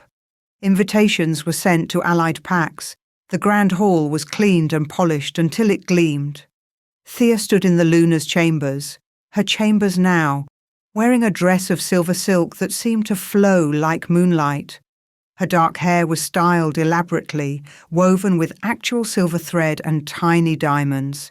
She looked like something from a fairy tale. You're shaking, Daemon said from the doorway. He wore formal black, the crown of the Alpha King already on his head. I'm terrified, Thea admitted. What if I mess up? What if I'm not good enough? You saved my son's life twice. You survived 16 years of hell and came out the other side still capable of love and compassion. Daemon crossed to her, taking her hands. You're more than good enough. You're extraordinary. What if they don't accept me? They already do. The entire kingdom watched you nearly die to save Callum. They've seen your courage, your grace, your strength. He kissed her forehead gently. They love you, Thea. Almost as much as I do. A knock on the door announced Callum, dressed in his own formal suit, carrying a small velvet cushion with Thea's crown on it. It's time, Mama, he said, using the title naturally now. Everyone's waiting. The walk to the Grand Hall felt both too long and too short. Thea's hand remained in Daemon's as they moved through corridors filled with cheering wolves. When they reached the hall's entrance, she paused. Ready? Daemon asked. No, but I'm doing it anyway. She squeezed his hand. Let's give them a Lunar Queen. The doors opened. The Grand Hall was even more packed than it had been for the Bloodline ceremony. Every seat filled, every standing space occupied. And when Thea entered with Daemon, the entire assembly stood and howled, the traditional wolf greeting for royalty. They walked to the altar together, Callum following with the crown. But this time, there was no chaos, no interruptions, just a kingdom ready to crown their true Luna. Elder Miriam performed the ceremony, her ancient voice carrying through the hall. She spoke of prophecies fulfilled, of justice served, of a kingdom reborn from ashes and betrayal. Who crowns this Luna? Miriam asked the traditional question. I do, Callum said, his young voice clear and strong. He stepped forward, lifting the crown from its cushion. The hall went silent. This wasn't traditional. Usually the Alpha King placed the crown. But Daemon nodded, stepping back to let his son complete the ritual. Callum lifted the crown high. For a moment, he looked exactly like the young Alpha he would become. Powerful, certain, born to lead. Theodora Thornhart, he said, using her full name. You've been my aunt, my friend, my protector. You've been the one who sang me songs when I was scared, who saved me when I was dying, who loved me when my first mama couldn't be here anymore. His voice didn't waver, though tears shone in his eyes. Before the moon and stars and all the wolves of this kingdom, I declare you my mama, my second mama, the one who came back from the dead to love us. He placed the crown on her head. It settled perfectly, like it had been made for her, because it had been. Forged from silver and moonstone, designed specifically for a Luna Suprema. The hall erupted in howls again. Thea felt the crown's weight, felt its power connecting her to generations of lunar wolves before her, and she felt right, like she'd finally found where she belonged. Daemon moved forward, taking her hands in his. The vows he spoke weren't from tradition or ceremony. They were from his heart. Thea, my mate, my Luna, my love. I vow to honor you every day of my life, to protect you, cherish you, stand beside you as an equal partner. His voice broke slightly. I vow to never forget Lydia's sacrifice, but to build our future on love, not grief. I vow to raise our children, Callum, Ilara, and any others we're blessed with the courage and integrity you've shown me is possible. He kissed her then, in front of the entire kingdom. The mate bond flared gold and silver, visible to all, undeniable proof of what the moon had ordained. When they broke apart, Daemon turned to address the assembly. My kingdom, your Lunar Queen. The celebration lasted for 3 days. Wolves from every pack came to pay their respects, to see the Luna Suprema who'd survived death itself. They brought gifts and pledges of loyalty, rebuilding alliances that had been damaged by years of Silas's manipulation. Marcus Ashford was executed on the fourth day. His conspirators followed. Their deaths were quick and clean, more mercy than they'd shown their victims. But Damon refused to become the monster they'd been. Silas's rogue network was systematically dismantled. His followers were given a choice: face trial or swear new oaths to the crown. Most chose the oaths, revealing that they'd been operating under compulsion and dark magic, not true belief in Silas's cause. The palace was cleansed by Cassandra and a team of witches, every trace of dark magic scrubbed away. The process took weeks, but when it was done, the very air felt lighter. And through it all, Thea learned to be Lunar Queen. She made mistakes, stumbled, had moments of doubt, but Damon was always there, and Callum, and the pack that had accepted her as their own. 5 years later, Thea stood on the training grounds, watching Callum spar with a smaller figure. At 9 years old, Callum was already showing signs of the powerful alpha he'd become, tall for his age, strong, with perfect control of his wolf form. His sparring partner was Ilara, now 5 years old, visiting from her adopted family as she did every month. She had her father's warrior spirit and her mother's strategic mind, but none of Vivian's coldness. She was bright and fierce and beloved by everyone who knew her. "No fair," Ilara complained as Callum easily dodged her attack. "You're bigger." "Then be smarter," Callum advised, grinning. "Mama Thea always says brains beat brawn." "Mama Thea says a lot of things," Ilara shot back, but she was smiling too. They didn't know, not yet, that Ilara was Callum's half-sister. They just knew they were friends, pack members, children of the kingdom. The truth would come when they were older, when they could understand the complexity of their connection. From her position on the sidelines, Thea smiled. Her hand rested on her swollen belly, twins this time, a boy and a girl, according to Dr. Frost. She was 7 months along and enormous, but happy. Damon appeared behind her, wrapping his arms carefully around her waist, hands settling protectively over their unborn children. "You should be resting." "I'm watching our son teach your daughter how to fight. This is resting." She leaned back against him.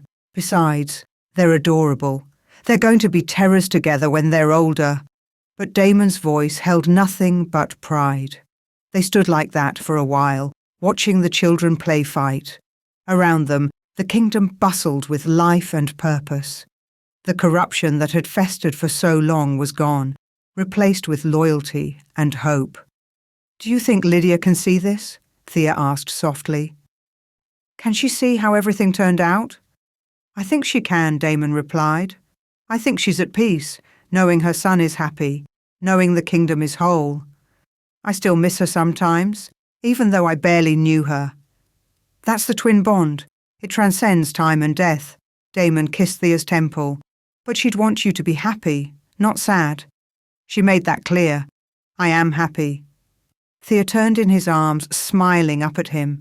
"Deliriously, impossibly happy, even when I'm the size of a house and these two won't stop kicking my ribs. They're strong, like their mother." Damon's hand moved over her belly, feeling the twins shift. "I love you, Thea. Every day I love you more. Good, because you're stuck with me." She kissed him, quick and sweet, forever. That night, after the children were asleep and the palace was quiet, Thea found herself drawn to the northern tower, the place where Lydia had died. She climbed the stairs slowly, her pregnant belly making the journey difficult. The tower balcony was beautiful in the moonlight. She could see why Lydia had loved it here. The view of the forest, the stars so close you could almost touch them.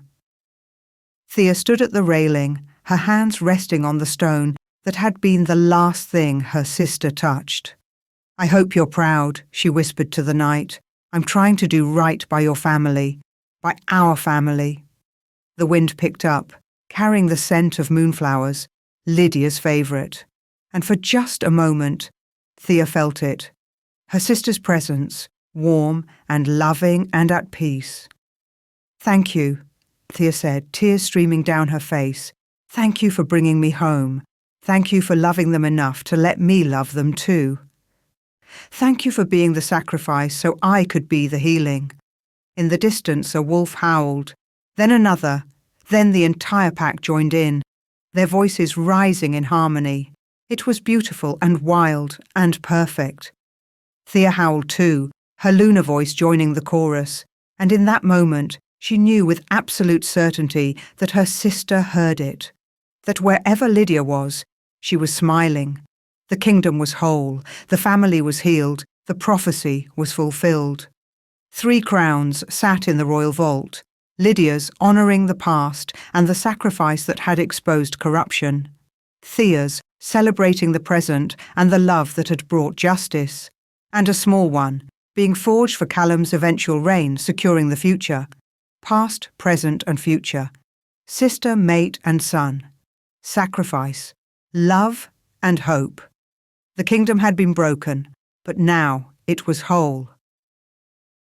And Theodora Thornhart, once lost, once broken, once barely surviving, now Luna Queen, now mate, now mother, stood on the balcony where death had once occurred and chose life, chose love, chose to howl with her pack under the moon that had always known she would find her way home.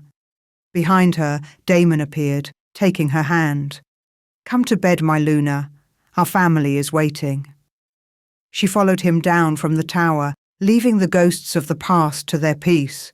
The future was bright, the present was full, and the love that bound them all together, Lydia's sacrifice, Damon's devotion, Callum's joy, and Thea's fierce protectiveness, was stronger than any darkness that had tried to destroy it. The kingdom was whole, the family was complete, and the silver wolf that howled in the distance, Thea's wolf, Luna Suprema, true mate queen, was the sound of a prophecy fulfilled and a love that would endure beyond death itself. Home. Finally, truly, eternally home. The end. Thank you for listening to this story. Like, share and subscribe for more.